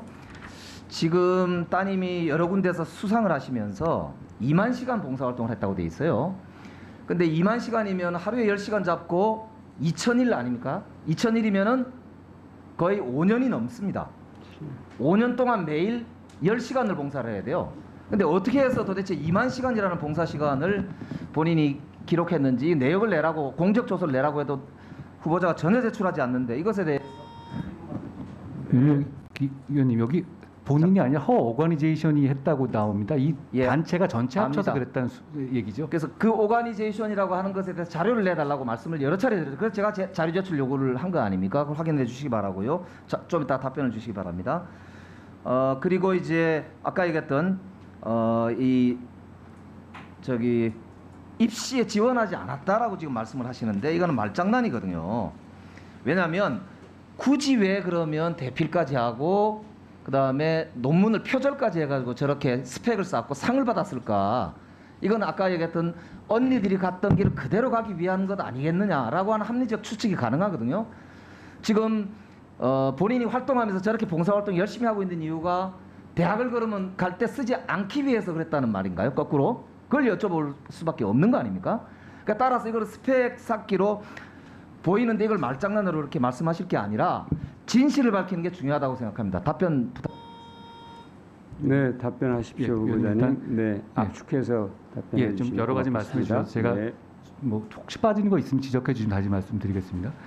제 조카 제가 저의 어떤 공직 적합성을 보는데 저와 관계없는 조카에 대학 간 거를 물으시면 제가 할 말이 없습니다. 제가 이거 모르고요. 그리고 제가 요 몇 년 동안에 제 딸이 어떤 교육을 하는지 솔직히 저는 알지 못했고 이번에 보도가 나오거나 그럴 때마다 제가 물어보는 것인데요. 말씀하신 것처럼 이 논문이라고 말씀하셨는데 그거 한번 직접 보시면 이거 한 2-4페이지 정도고 영문이라서 그렇지 그거 굉장히 낮은 수준의 그 리포트 수준입니다. 그거 가지고 외국 대학에 낼 수 있는 상황도 아니고 실제로 입시에 낸 사실이 없는 데다가 아까 말씀드린 것처럼 그거를 학교 과제로도조차 낸 바가 없습니다. 본인한테 물어보니까 저도 이제 위원님 말씀하신 것처럼 그럼 이거 왜 이렇게 올렸냐고 해보니 본인 입장에서는 이게 국제학교 과정에서 여러 가지 이것저것 해보는 과정에서 본인이 한 학습의 과정이라든가 이런 거를 아카이브 형식으로 좀 보존한 거다 이런 정도로 저는 설명을 들었고요. 그리고 위원님 아까 말씀하실 때 봉사활동이 스펙으로 나중에 대학 가기 위한 생각에 도움되기 위한 목적이 아닌가라고 말씀하셨는데요. 위원님 이거 3년 가까이 하고 있고 실제로 보면 이게 처음에 뭐 몇 달 하거나 몇 달 하거나 이러거나 아니면 거기 있는 봉사를 받고 있는 그런 취약계층 아동들이 만족해하지 않는다면 만약에 그가 뭐 흐지부지 됐겠죠. 그런데 지금도 계속 하고 있는 봉사이거든요.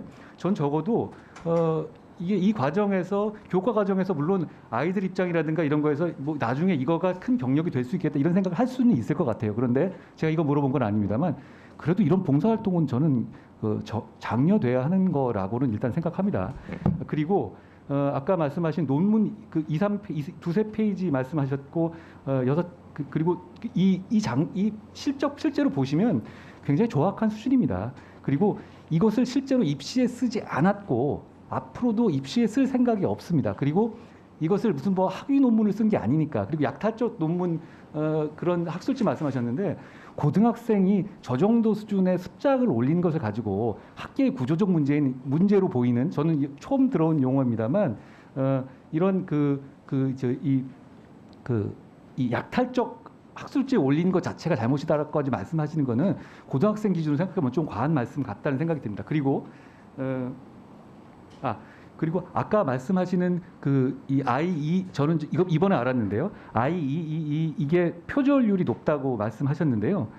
그것은 이제 우리나라 카피 킬러라는 걸로 돌려보면 표절률은 굉장히 낮게 나온다고 합니다. 4% 정도 나온다고요. 그리고 역으로 지금 말씀하신 비교 대상이 되는 그 자료는 카피 킬러로 돌려보면 오히려 50% 이상의 표절률이 나온다고 합니다. 그러니까 제 딸이 한 부분은 오히려 좀 인용은 많이 했다고 하더라고요. 물론 고등학생 수준에서 한 것이니까 말씀하신 학술적 기준으로 볼 때 많이 미흡한 점이 있을 수는 있다고 생각합니다. 그리고 제가 그걸 물어봤습니다. 어제 한겨레 신문에서 무슨 뭐 돈을 요구했다는 그 벤슨이라는 분 그걸 관련해서 물어보니까 이분과 그러니까 제 딸이 어제 제가 외부에 풀했다시피 학습 과정에서 온라인 튜터로부터 도움을 받은 적은 있는데 이 돈을 요구했다는 이 벤슨이라는 사람하고는 어떤 접촉을 하거나 벤슨이라는 사람하고 도움받은 적은 전혀 없다고 합니다. 네, 박형수 의원님 질의하시겠습니다.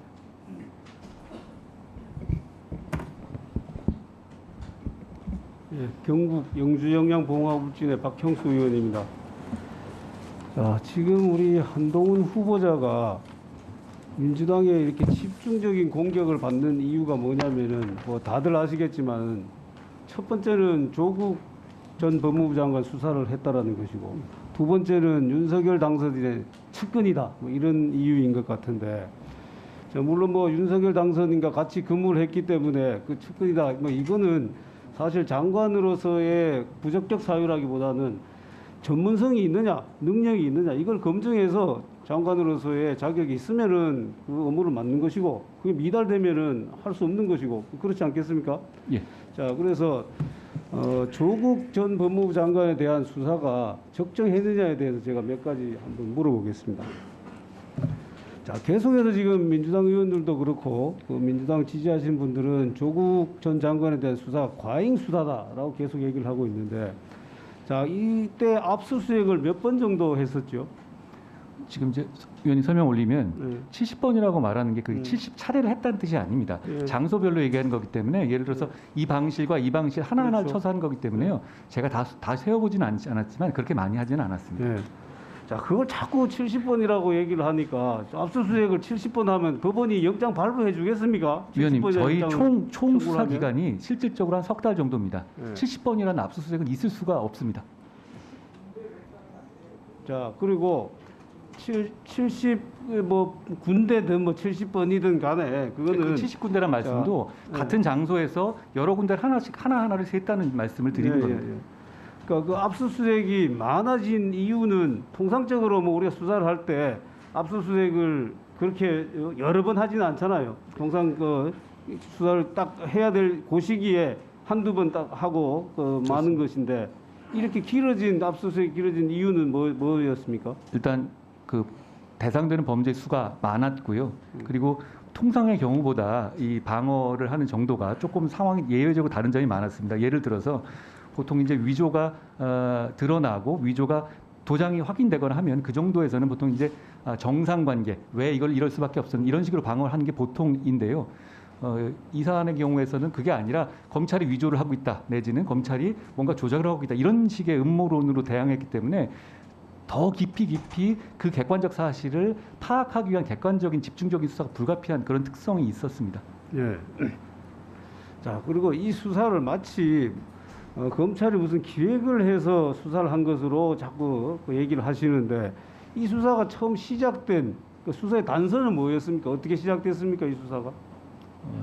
당시에 시민단체들의 의혹 제기하고 그리고 당시에 이제 고발도 있었고요. 그리고 특히 이제 사모펀드라든가 주변 상황들이 이게 뭔가 범죄의 범죄가 있을 개연성이 너무너무 높아진 상태였습니다. 그거는 우리 법무장 후보자가 앞부분을 저보다 지금 잘 모르시는 것 같은데 자, 이 수사의 단서는 시작이 어떻게 됐냐면은 조국 법무부 장관의 인사청문회를 하면서 인사청문 자료를 제출했어요. 거기 보니까 그 갖가지 의혹들이 많이 나타나기 시작한 겁니다. 그래서 언론에서 문제를 제기했고 거기에 따라서 시민단체들이 고발도 하고 물론 거기 자유한국당도 고발을 했어요. 이렇게 되어서 이게 수사가 시작된 것이잖아요. 맞습니까? 잠깐만요. 민영배 의원님. 제가 질의하는데 옆에서 자꾸 그렇게 뭐라고 말씀을 자꾸 하십니까? 예? 예? 어떻게 얘기하셨다고요? 자, 잠깐 위원장님, 자 1분 좀 빼주십시오. 이거 쓸데없는데 이거 낭비를 해서. 자, 마치시면 1분 추가 시간을 드리겠습니다. 잠깐 다음 대답해. 그렇게 수사가 시작된 거 맞지요? 그렇습니다. 네. 자, 조국 전 장관에 대해서는 이 정도로 하고요. 자, 지금 문제가 되고 있다고 지금 주장을 하는 자녀 지금 스펙에 대해서 한번 물어보겠습니다. 자, 사촌과 같은 이런 스펙을 쌓았다라는 그것이 비난이 대상이 될 수는 없는 것이죠. 스펙을 쌓는 것이 왜 잘못된 것입니까?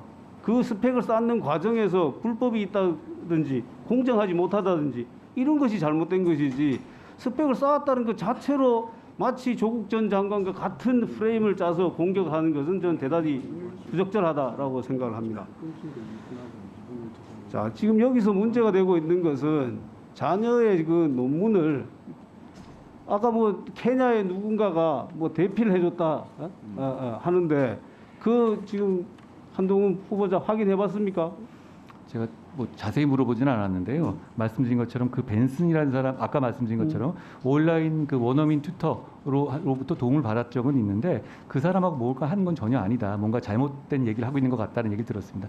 의원님 한 말씀할 기회를 주신다면 저도 말씀드린 것처럼 이게 무슨 반칙이 있거나 위법이 있거나 분명히 그건 아닌데요. 그럼에도 불구하고 이게 뭐 아무나 그렇게 가질 수 있는 기회는 아닌 거고 제 딸이 굉장히 운이 좋고 혜택받고 그런 거랑은 저도 잘 이해하고 저희 가족도 이해하고 있습니다. 그래서 저도 제 딸에게 항상 그거 나중에라도 그 평생 살면서 봉사하면서 살아야 된다는 얘기 강조하고 있고요. 지금 말씀하신 이런 뭐 여당 의원님도 말씀하시는 것도 충분히 새겨서 앞으로 저희 가족 모두 봉사하는 삶을 살 생각이라는 점도 말씀드립니다. 맞습니다. 그것은 노블레스 오블리주 정신을 가지고 살아간다는 그건 굉장히 좋은 일입니다. 그런데 그것을 마치 강요를 한다든지 또는 그게 절대적인 어떤 평등을 주장한다든지 이런 식으로 가면은 저는 대단히 그건 위험하기도 하고 부적절한 생각이다라는 걸 지적하고 싶고요. 이게 제가 뭐 케냐라는 나라를 비교하는 건 아니지만은 논문을 대피를 하는데 굳이 그 뭐 케냐 분까지 논문 대피를 하려고 그 구했다라는 거 저는 상식적으로 좀 이해가 안 됩니다. 그 분야에 대해서 우리나라에도 얼마든지 많은 분들이 훌륭한 분들이 많고 그런 부분들에 대해서 대표를 해줄 수 있는 분이 많은데 굳이 케냐 분까지 그렇게 했겠느냐라는 생각이 들고요. 네.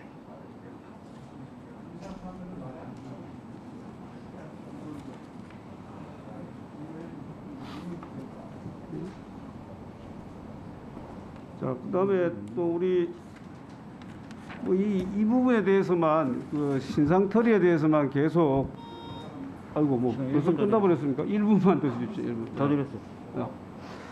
이걸 계속 물어본다라는 것은 그 청문회 취지에 맞지 않는 것 같아서 제가 지금부터 또 다음 보충 신문 때는 우리 저 법무행정에 관해서 조금 물어보도록 하겠습니다.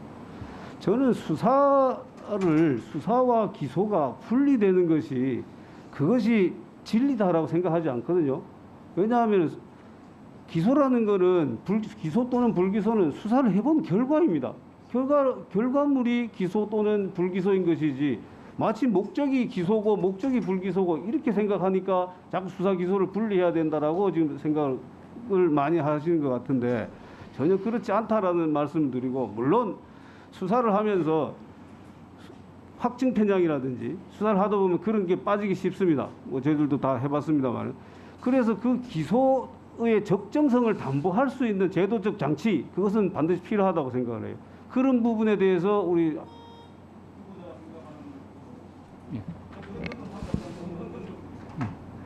위원장님 말씀 드려도 될까요? 네. 예.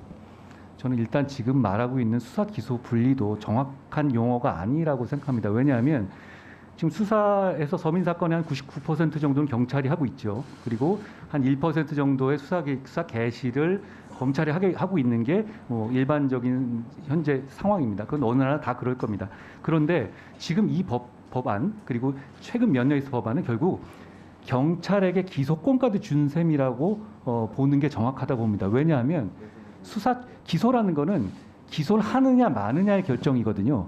그런데 수사 종결권을 99% 사건을 하고 있는 경찰에 준 이상은 기소하지 않을 권한, 그러니까 경찰이 보낸 것만 사실상 한정해서 기소할 수 있는 그 제한을 두는 거기 때문에 사실상 이건 경찰에게 기소 여부의 결정권의 상당수도 몰아준 결과다. 그러니까 지금 진행되고 있는 수사 기소 현재 이 안만 가지고 보더라도 이건 수사 기소의 분리라기보다는 경찰에게 기소권의 상당 부분을 준 결과를 갖고 왔다. 그래서 그 애초에 말씀하시는 그런 어떤 확증 편향을 교정하는 그런 효과도 지금 이 법안이라든가 이 몇 년간의 상황에서는 기대하기 어렵다. 저는 이런 의견을 갖고 있습니다.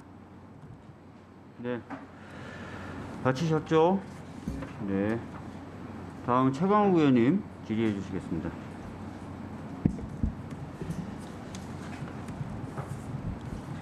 어떤 학자가 쓴 글을 봤어요. 정치를 관심을 갖고 권력을 탐하게 되면 본인의 진정성만이 가장 앞서는 것으로 얘기를 하고 권력을 향유하는 것에 도취되게 되면 본인의 역할을 어떤 무대 위에서 배우가 된 것처럼 착각한다. 지금 후보자에게 얼마나 해당되는 얘기인지 한번 새겨보시길 바라고요. 지금 말씀 듣다 보면 우리가 민주주의를 발전시키고 진행해 나가는 과정에서 계속적으로 확인해 왔던 것이 특권과 반칙을 없애자. 그리고 후보자가 지금 인사말에서 강조한 것처럼 부패한 세력들, 또 힘을 가진 사람들의 카르텔, 이런 것들은 반드시 무너뜨려야 한다. 그리고 그런 것들을 위해서 가장 유효적절하고 실현 가능한 수단들을 찾아가는 과정. 그리고 어느 한 곳에 권한이 집중되지 않고 마치 선민의식을 가진 일종의 집단이 나라를 모든 것을 이끌어가고 정의와 진실을 재단한다는 것들을 벗어나는 과정. 이런 것들이 지금 민주주의 발전의 역사인데, 그것과 정면으로 배치되는 지금 한국 사회가 길러온 한 젊은 엘리트의 모습을 보는 것 같아서 여러 착잡합니다. 하나회라고 들어봤죠? 후보자. 하나회라고 말씀하신 점 들어보셨죠? 정하겠습니다. 하나회가 저지른 사건 중에 국방의 회식 사건이라고 있었어요. 알고 계십니까? 설명해 주시면 잘 듣겠습니다. 모릅니까? 설명해 압니까? 주시면 잘 모릅니까? 듣겠습니다. 예. 한번 찾아보세요. 예. 정치군인들이 모여있는 자리에 회식을 하기로 했는데 여당 국회의원들이 늦게 왔다고 폭행을 했던 사건이죠. 예.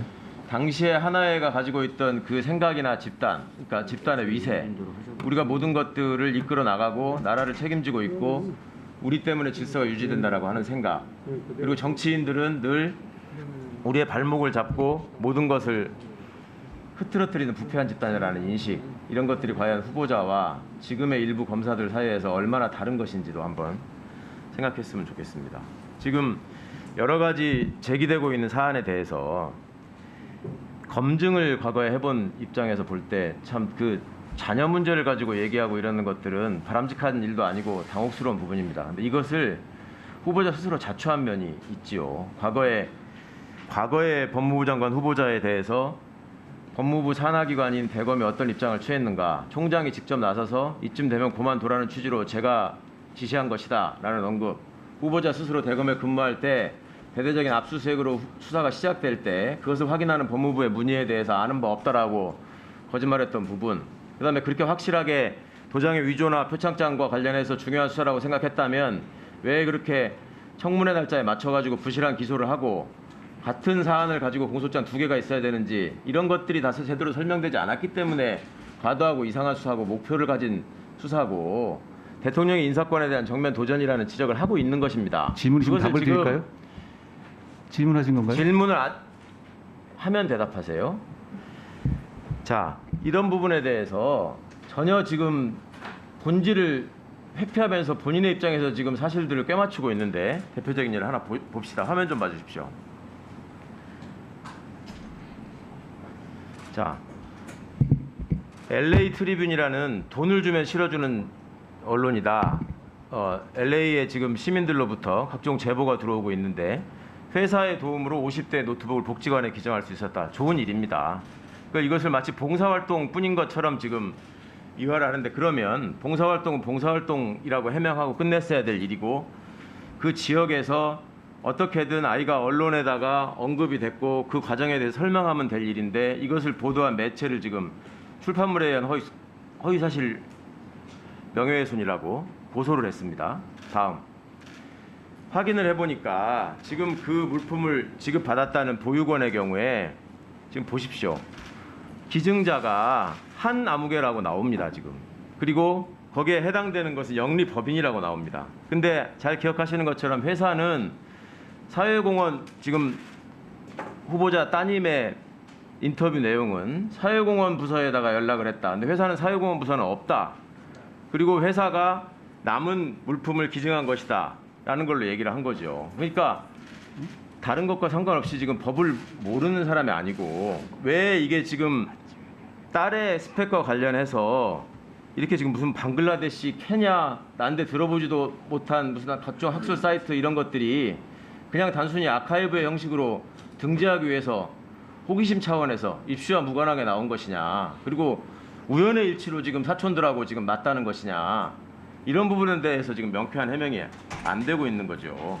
그런 부분들이 지금 매사에 후보자가 살아온 과정이나 후보자가 가지고 있는 여러 가지 경력이나 이런 것들이 보통 사람들로서는 도저히 생각할 수 없는 그런 과정들을 겪어서 지금 아이에까지 피해를 입히는 상황이 되고 있기 때문에 스카이캐슬이라는 표현이 등장하는 거 아니겠습니까? 이런 부분에 대해서 지금 대통령과 대통령 당선자와 가장 측근에 있어서 지금 후보자의 지명에 있어서 가장 개탄스러운 부분이 뭐냐면 지금 당선자께서 행정소송에 징계처분 취소 소송을 냈다가 1심에서 패소한 거 알고 계시죠? 네. 그 사건의 원고가 누구고 피고가 누굽니까? 말씀하십시오. 네. 원고가 누구고 피고가 누구예요? 알지 않습니까? 원고 대한민국으로 알고 있습니다. 원고는 윤석열 본인이시고요. 예. 징계 처분의 당사자니까 법무부입니다. 그 정도는 알지 않습니까? 피고는 누굽니까? 법무부입니다. 피고는 법무부 장관입니다. 예. 자, 지금 원고가 당선자가 됐고 그 원고가 피고를 장관으로 지명했습니다. 그 1심 판결문에 징계 사유에 해당한다. 면직 사유에 해당할 수 있다라고 설치한 과정 중에 가장 핵심적인 부분은 당시에 검찰총장으로 재직하던 사람이 최측근이었던 후보자를 보호하기 위해서 수사를 방해하고 감찰을 방해한 것이다 라는 점이 사실 인정이 됐기 때문에 그런 설치가 이루어지고 그런 판단이 이루어진 것입니다. 이런 아이러니. 그러니까 본인들은 본인들의 세상에서 따로 별도의 세상에서 원고 피고 관계가 지금 다시 형성돼 버리는 지명을 하고 본인에게 제기된 의혹은 봉사활동이었다, 노블리스 오블리주다 이런 말로 피해 나가려고 하고 이런 모습들이 국민들에게 납득이 안 된다는 것이죠. 이상입니다. 답변 올려도 되겠습니까? 네. 위원님 아까 말씀하신 것 한땡땡으로 나온 거 있지 않습니까? 그거 한국 3M 같습니다. 한국 3M. 거기 보면 영리법인으로 돼 있지 않습니까? 제가 보니까요. 제 딸 이름이 영리법인일 수는 없죠. 저는 한국 3M으로 보입니다. 영리법인으로부터 받아가지고 한 나무가 저기를 아닙니다. 영수증이 한국 3M으로 돼 있기 때문에 아마 다시 한번 확인해 보셨으면 좋겠습니다. 여러 가지가 더 있어야 되겠죠. 아니, 예. 그 아마 글자의 범위의 차이인 것 같고요. 그리고 말씀하신 것 중에서 제가 법무부로부터 무슨 조국 전 장관 수사 관련해서 그 거짓말을 했다는 것은 저는 금시초문으로 처음 듣는 이야기이기도 합니다. 그리고 제가 드리고 싶은 말씀은 저는 이미 검사가 아니고 앞으로도 검사할 생각이 없습니다. 그리고 저야말로 검사로부터 독직 폭행까지 당한 피해자입니다. 그렇기 때문에 제가 무슨 검찰의 이익을 대변한다든가 이런 방식으로 앞으로 일하지 않을 겁니다. 그 점은 믿어주셔도 됩니다. 네. 다음은 김남국 의원님 질의하시겠습니다. 네, 안산 단원을 김남국입니다. 네, 후보자님 그 질의에 앞서 선서 아까 하셨죠? 그렇습니다. 예, 답변 정말 진실되게 거짓말하지 않고 성실하게 답변할 약속하실 수 있으실까요? 이미 제가 약속을 했습니다. 네. 그러면 지금 딸의 논문과 관련된 전자책과 관련된 거 해명 들어보면 스펙 쌓기 아니다. 그리고 이거 대필한 게 아니고 딸이 직접 한 것이다. 외부의 조력을 받지 않았다라는 그런 취지인 것 같습니다. 맞나요? 아까 제가 네. 위원님 말씀하신 그 부분에 대해서 알아봤거든요. 사실 제가 처음 모두에 말씀드렸지만 제가 딸이 이렇게 구체적으로 어떤 공부를 하고 있는지는 전혀 사실 모르고 지냈거든요. 이 상황에서 제가 좀 확인해 보니까 위원님 말씀하신 그 답변은 그 어떤 팬데믹 그런 동아리에 관한 질문에 대한 답변이었던 것 같습니다. 그러니까 기본적으로 아니요, 어떤 라이팅에 대해서 도움을 받지 않았다는 말을 한 건 아니고 지금 이 청문회 과정에서도 답변하는 게 이 논문들이 논문 수준이 아니라 두세 페이지 정도의 리포트에 불과하고 그리고 그냥 학습 과정에서 학교의 과제를 아카이브 형식으로 저장해 놓은 것에 불과하다 이렇게 이야기를 했지 않습니까? 아닙니다. 학교 과제로 낸 적이 없다고 말씀드렸죠. 본인 그렇게 지금 답변을 그렇게 했어요. 아니요. 학교 과제로 제가 학교 과제를 낸 적이 없다고 말씀드렸습니다. 학습의 과정에서 아카이브 형식으로 저장해 놓은 거다라고 하면서 스펙 쌓기라고 아니라고 지금 이야기를 한 거예요. 본인이 본인의 학습 과정을 저장해 놓는 게 스펙일 수는 있겠죠. 그런데 제가 말씀드리고 싶은 것은 그걸 입시에 사용한 적이 없고 앞으로도 사용할 생각이 없다는 겁니다. 입시에 사용하지 않고 그냥 본인의 그냥 능력으로 했다라는 거죠. 스펙 쌓기가 아니고. 그 의미를 정확하게 뭔지 좀 본인의 말씀해 능력으로 한 것이 맞나요, 아닌가요? 그것만 어디에 제출한 것도 아니지 않습니까? 아니, 그러니까 본인의 능력을 한 건가요, 아닌가요? 본인이 일부 조력받은 것도 있다고 제가 말씀드렸죠. 다만 말씀드린 것처럼 어떤 전문 입시 컨설팅을 받거나 그런 사실은 없다고 제가 분명히 말씀드렸죠. 그러면 대학에 입시 안 하면 문제가 없는 거예요, 지금? 입시에 앞으로 제출 안 하면 아무런 문제가 없다라고 생각하시나요? 위원님, 이게 무슨 뭐 미래에 있을 일을 재단해가지고 아니요, 그게 그걸 아니라 가정적으로 지금까지 지금 말씀하시면 후보자의 도덕성을 묻는 겁니다. 후보자가 생각했을 때 고위공직자로서 생각했을 때 이러한 어떤 스펙 쌓기 문제 있다 생각하신가요? 아니면 없다고 생각하시나요? 말씀 올리겠습니다. 제가 아까 말씀드린 것처럼 이 부분에 대해서 이게 아무나 할 수 있는 일은 아니고 아무에게 주어지는 기회가 아니고 사회적으로 큰 혜택이기 때문에 더 조심하면서 봉사하면 살겠다는 말씀을 드렸습니다. 그런 점에서 이렇게 뭐 이게 반칙이나 편법이 아니라는 맞나요, 안 맞나요? 예? 딸 아이가 직접 한 게 맞나요, 안 맞나요? 저는 딸 아이가 했다고 들었습니다. 아니 청문 과정에서 지금 했다고 들었다고 했는데 지금 거짓 해명일 가능성이 매우 높은데 말씀해 주시면 제가 알아보겠습니다. 전자공학회가 주최하는 학술대회에서 굉장히 권위 있는 학술지입니다. 2달 사이에 2편의 논문을 공저자료에서 학술지 발표했습니다. 이거 가능한가요? 딸아이가 고등학교 1학년 때? 작년 12월입니다. 제가 그 논문이라는 걸 어제 한번 봤거든요. 그거 그렇게 수준 높은 얘기 아닙니다. 그 영어로 썼을 뿐이지. 그리고 IEE라는 곳이 그렇게 문턱이 높은 곳은 아닙니다. 계속해서 수준 높은 논문이 아니다라고 이야기를 하는데요. 공학 논문이기 때문에 실험과 관련된 여러 가지 논문이기 때문에 원래 5페이지에서 6페이지 이렇게 짧은 논문이 나온 겁니다. 자, 그러면 어려운 논문 아니라고 하는데 이 말씀해 드릴게요.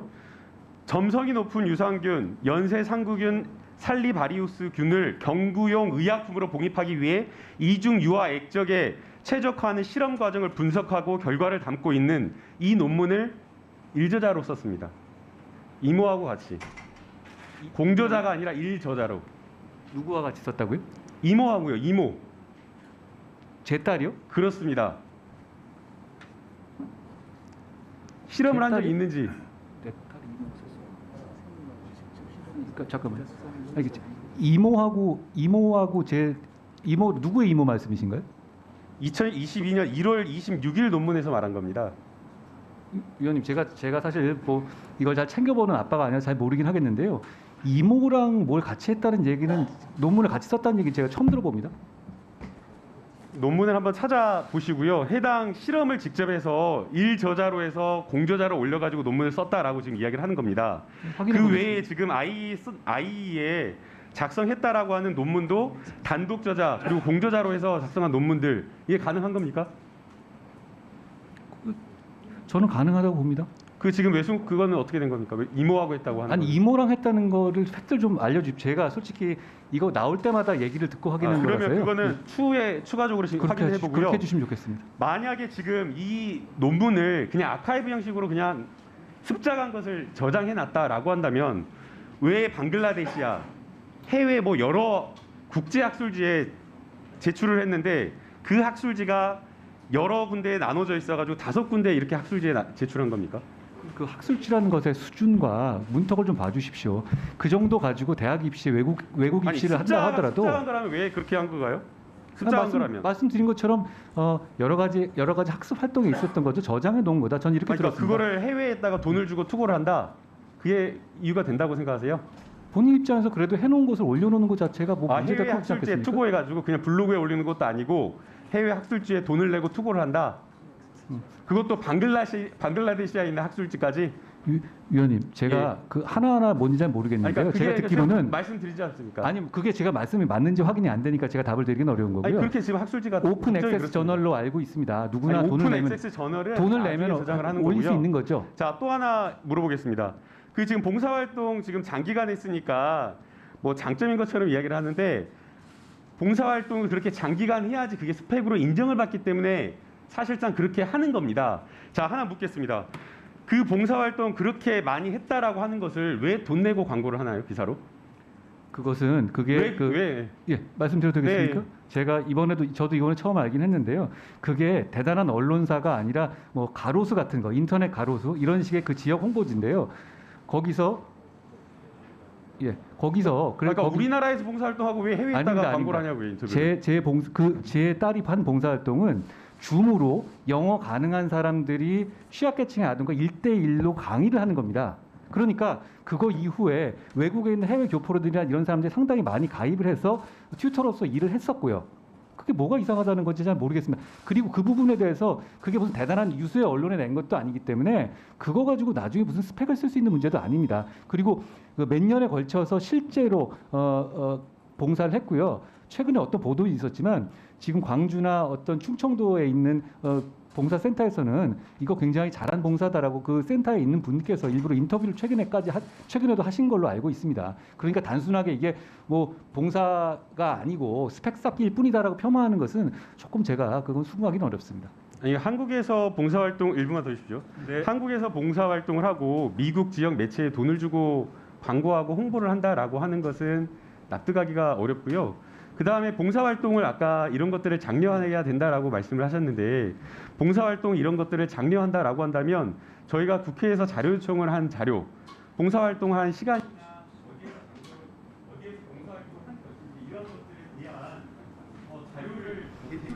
하고 하는데 그런 것들을 왜 제출을 하지 않는 건가요? 그 외국에서 아까 말씀 다시 한번 반복드립니다만 외국에서 있는 교포들이나 이런 분들이 이 홍보 내용을 보고 실제로 많이 이 봉사에 그 튜터로서 가입을 해주셨습니다. 그런 목적을 한 것이니까 그게 그 줌으로 하는 강의이기 때문에 교사들이 꼭 한국에 있는 사람들만 있는 게 아닙니다. 그렇기 때문에 그 부분에 대해서는 뭐 외국에다 왜 냈냐 이런 부분은 제가 충분히 설명되는 문제 같습니다. 네, 그 게리티 원칙에 대해서의 후보자 아신가요? 예? 게리티 원칙에 대해서. 그게 본인에게 그 징계를 이유로 징계를 통해서 겁줘서 진술을 이끌어냈을 때 그 진술이 증거 능력이 없다는 원칙이죠. 아니요, 그렇지 않고요. 피의자의 헌법상 권리가 보장되어 있고 그것이 피의자의 진술을 거부하는 권리가 법 집행관의 지지에서 배제하는 것과 충돌할 때 개인이 가지고 있는 권리와 충돌할 때 그 권리를 충돌하는 배제하는 권리로서 정당화할 수 있다라는 겁니다.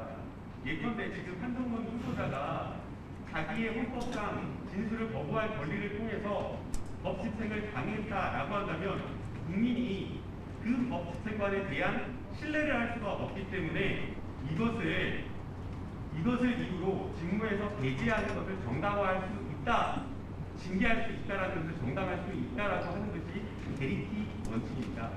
저 게러트 룰은 그게 아니라 제가 말씀드린 게 맞습니다. 그게 그 보도가 잘못 인용한 거예요. 한겨레 보도가 게러트 룰을 잘못 인용한 것이거든요. 게러트 룰이 아니 그건 이미 있는 룰이고요. 아니 미국에서 그럼 예를 들어서 징계로 겁줘가지고 증거를 진술을 이끌어내거나 예를 들어서 진술 안 한다고 공직자 잘라두든가 아니 그런 룰이 있을 리가 있겠습니까? 자 정리해 주시죠.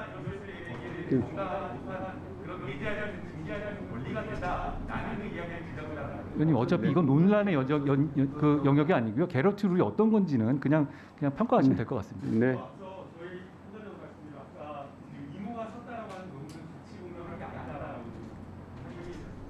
아닌 거죠, 그러니까. 네, 수고하셨습니다. 다음은 윤한홍 의원님 질의하시겠습니다.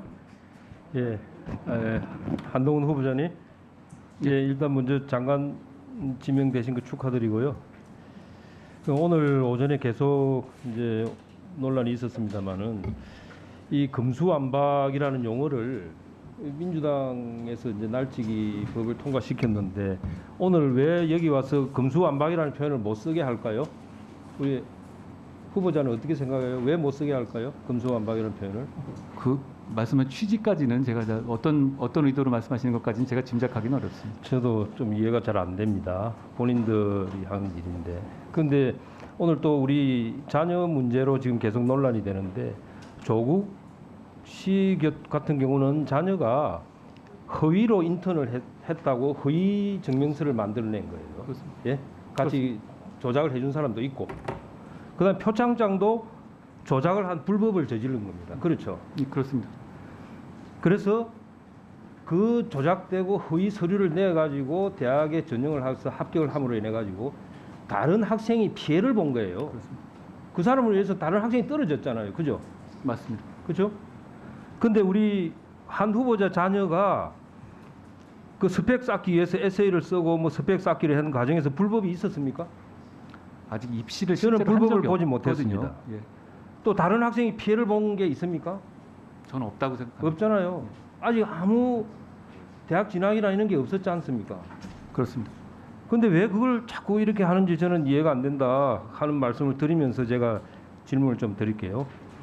자, 이 금수완박이 법이 통과됨으로 인해 가지고 이제 검사들이 많이 남지 않겠어요? 일이 많이 줄어들면? 네.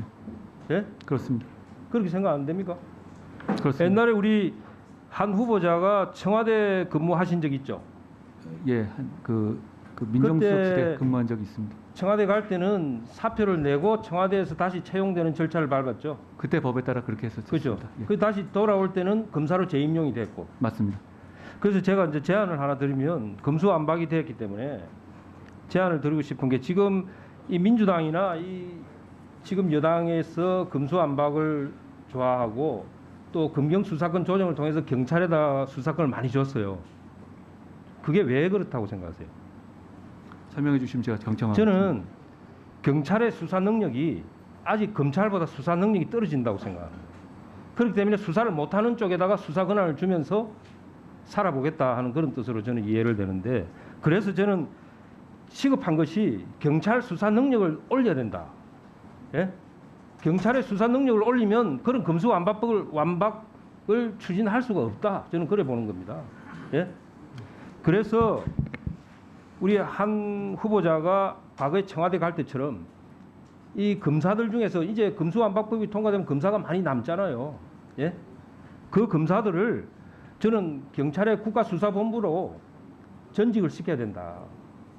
일 잘하고 수사 잘하는 검사들을 경찰의 경무관이나 치안감으로 국수본으로 보내가지고 거기서 그 검사 출신 경찰과 검찰에 있는 검찰이 함께 합동으로 수사를 해야 된다. 그래서 권력자 비리, 힘센 자들의 비리를 척결해야 된다고 저는 생각을 하는데 어때요? 괜찮은 아이디어 같지 않습니까? 제가 구체적인 취임 전에 어떤 구체적인 말씀을 올리기는 어렵습니다만 이 법을 통해서 생기는 어떤 그 범죄 대응의 구멍에 대해서는 여러 가지 정책적인 상상력을 발휘해야 한다고 생각합니다. 그렇죠. 왜냐하면 이거는 불법이 아니에요. 제가 있는 현재 법 테두리 내에서 말씀드리는 것이고, 왜 그러냐면 이 검수완박이 제일 큰 문제가 뭡니까? 국민들에게 피해가 간다는 거 아닙니까? 그죠? 우리 한 후보자가 일관되게 그런 말을 했잖아요. 예. 그렇죠. 이 도둑이 많으면 나라가 어지러운데 권력을 가진 힘센 도둑이 많으면 나라가 위험해지는 거 아니겠습니까? 예? 예. 그러면 거기에 대한 대책을 검수완박법이 통과되었다고 해서 검찰이 손 놓고 있으면 안 되잖아요. 저는 그 책임이 저는 법무부 장관에게 있다고 보는 겁니다. 왜냐하면 검찰 행정을 해야 되기 때문에. 그래서 검사들 중에서도 일을 잘하는 검사들을 경찰에 보내서 경찰로 전직을 시켜서 경찰과 합동으로 수사를 하게 해서 범죄자들을 잡아내고 척결을 하고 다시 본인이 희망할 경우에 검찰로 다시 복귀를 하면 된다. 우리 한 후보자가 옛날에 청와대 왔다 갔다 하듯이 그렇게 하면 된다고 저는 생각하거든요. 그런 검찰과 경찰의 합동수사단, 이것을 빨리 추진해야 된다. 저는 이렇게 제안을 합니다. 만약에 장관으로 임명이 된다면 적극적으로 검토해 주시기 바랍니다. 잘 그렇게 해주시겠죠? 예, 잘 새겨드리겠습니다. 그래서 저는 그렇습니다.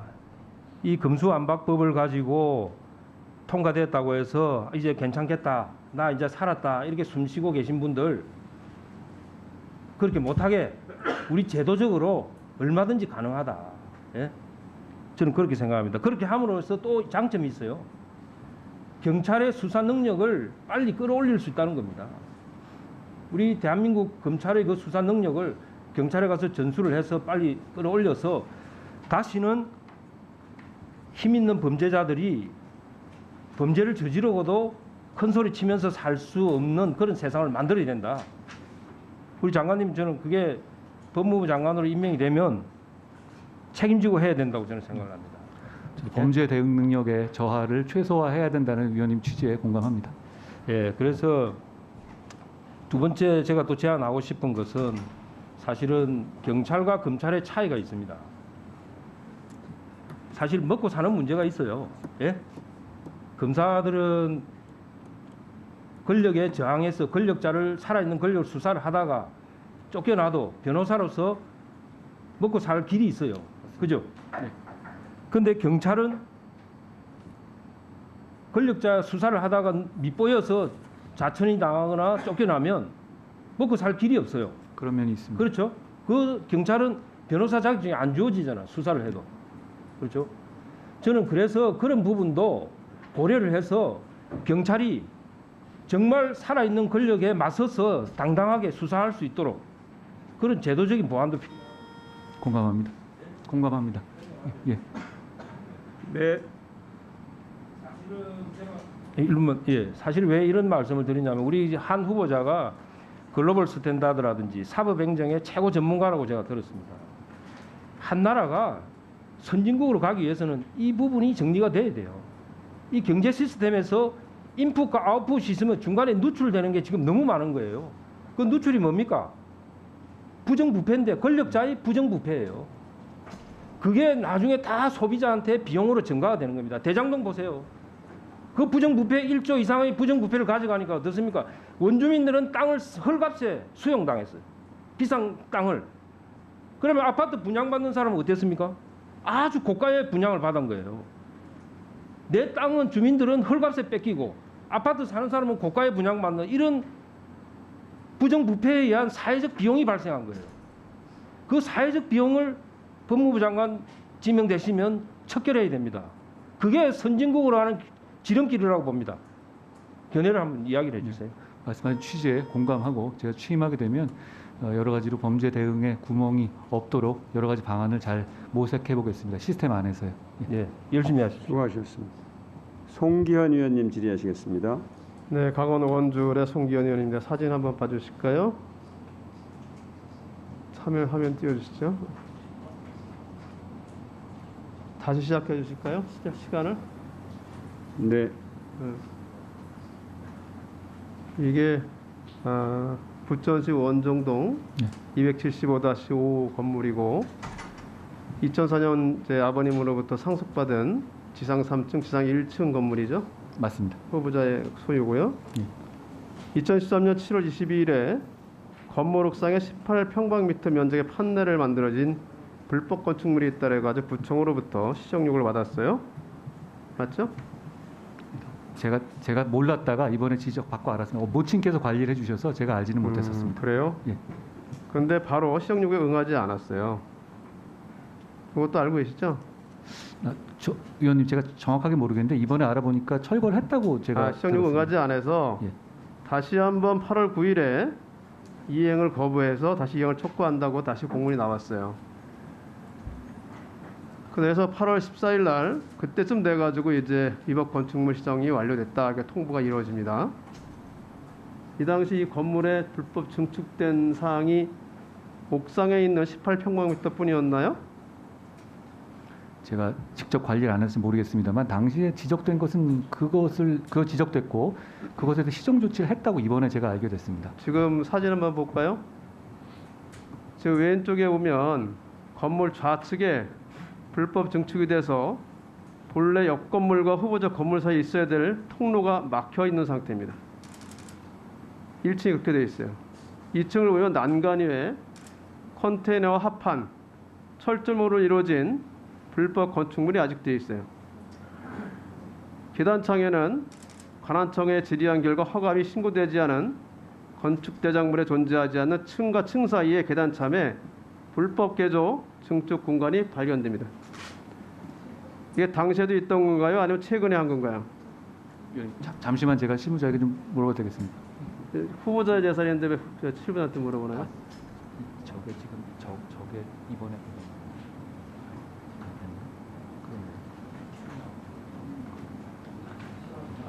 후보자의 재산인데 왜 실무자한테 물어봐요? 제가 이번에 저는 사실 관리를 모친이 담당하고 계셔서 그 관리를 제가 잘 몰랐는데 저 부분이 2004년에 제가 상속하기 이전부터 오랫동안 있었던 부분이라고 합니다. 그래서 이게 문제가 있으면 문제가 있는 걸로 확인되면 그러면 그 당시에 옥상만 철거할 것이 아니라 나머지 부분도 같이 불법 건축물 부분을 철거해야 되는 거 아닙니까? 제가 잘 챙겨보겠습니다. 정확한 사정을 잘 모르겠습니다. 법을 지키고 집행해야 될 법무부 장관으로서 적절하지 않지요. 본인의 소유 건물인데 이거를 모친이 관리한다고 하면서 말씀하시는 게 적절하지 않지요. 지금 옥상 건물도 철거된 거 맞습니까? 그러면? 예. 옥상 건물 철거했다고 했는데 철거되어 있는 거 맞습니까? 저는 그렇게 들었습니다. 이것도 철거 안 되고 그대로 있는 거 아니에요? 제가 요 건물을 좀 굉장히 오랫동안 임대료 안 올리고 거기 계시는 그런 문제가 임차인들이 하고 있는데요. 임대료 문제가 아니라 불법 증축에 예. 관련해서 제가 말씀드리는 거예요. 그러니까 그 증축을 임차인들이 한 것으로 보여서요. 그 당시 임차인한테 전가하지 마. 옥상에서 그 얘기를 듣고 임차인이 그걸 철거한 것으로 알고 있습니다. 그러면 소유자가 철거한지 확인하진 않고요. 철거를 했으니까 구청에서 더 얘기가 없었지 않을까 확인해 싶습니다. 보는 거지. 구청에는 확인했다고 했는데 진짜 철거가 됐는지 아닌지 확인해 보려고 하는 거예요. 다음 영상 한번 봐주실까요? 이거는 후보자의 장모님 명의의 건물입니다. 서초동 1696-3 진영 빌딩입니다. 알고 계시죠? 3층에 증인의 장인의 사무실이 있기 때문에 아마 알고 계실 생각됩니다. 변호사 사무실은 아니지만 컨설팅 회사 선택식 한다는 그 업무를 하시면서 3층에 건물이 있어요. 저런 건물이 있다는 것 정도는 알지만 저랑 관계 없는 거라서 제가 특별히 더 아는 건 요 4층, 5층이 고시원으로 운영되고 있다는 건 아십니까? 제가 저기 가보질 않았습니다. 모르세요? 예. 고시원으로 운영하려면 용도가 고시원으로 변경이 돼야 됩니다. 근린생활시설이. 이거 지금 장부를 보면 대장을 보면 아직도 그냥 근린생활시설 되어 있고 4층, 5층이 고시원 시설로 되어 있지 않아요. 그러면 결국은 법에 위반해서 불법으로 고시원 운영을 했다는 내용이 됩니다. 더불어서 한번 사진 한번 봐주시죠. 여기 지금 오른쪽에 있는 전사진 오른쪽에 이게 문이 어떤 문인 것 같아요?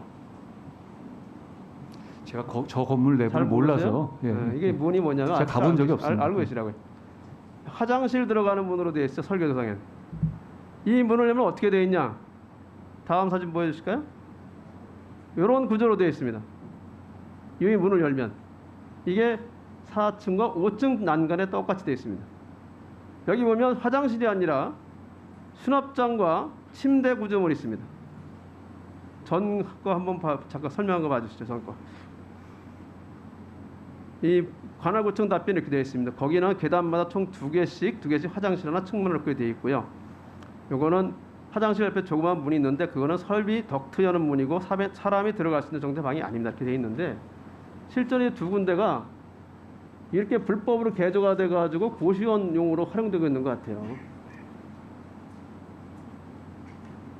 이건 제 건물이 아니어서 제가 가본 적도 없어서요. 제가 뭐라고 말씀드리기가 어렵습니다. 후보자의 건물 소유 건물이 이제 모친이 관리하신다고 하지만 후보자 소유의 건물에도 불법 증축물 문제가 있고 그게 2014년도 14년도에 단속이 된 다음에도 여전히 불법 증축된 사실이 남아 있기도 하고 또 후보자의 장모님 명의의 건물에 이렇게 심각하게 계단 구조까지 변경해서 불법으로 고시원 운영하고 있는 그런 사항이 있습니다. 후보자께서 과연 위원님 근데 장모 소유 건물에 대해서 저한테 여쭤보시는 건 조금 내가 얘기하는 질문하고 답을 내가 물어볼 때 답을 하세요. 내가 어제 답하라고 했습니까? 내가 설명하고 있잖아요. 말씀하십시오. 내가 이걸 왜 물어보는지 설명을 해야 답을 할 거 아닙니까? 먼저 나서지 마시고 이 얘기를 내가 왜 하는지를 물어봐야지 지금 답을 하실 거잖아요. 자, 후보자 소유의 건물도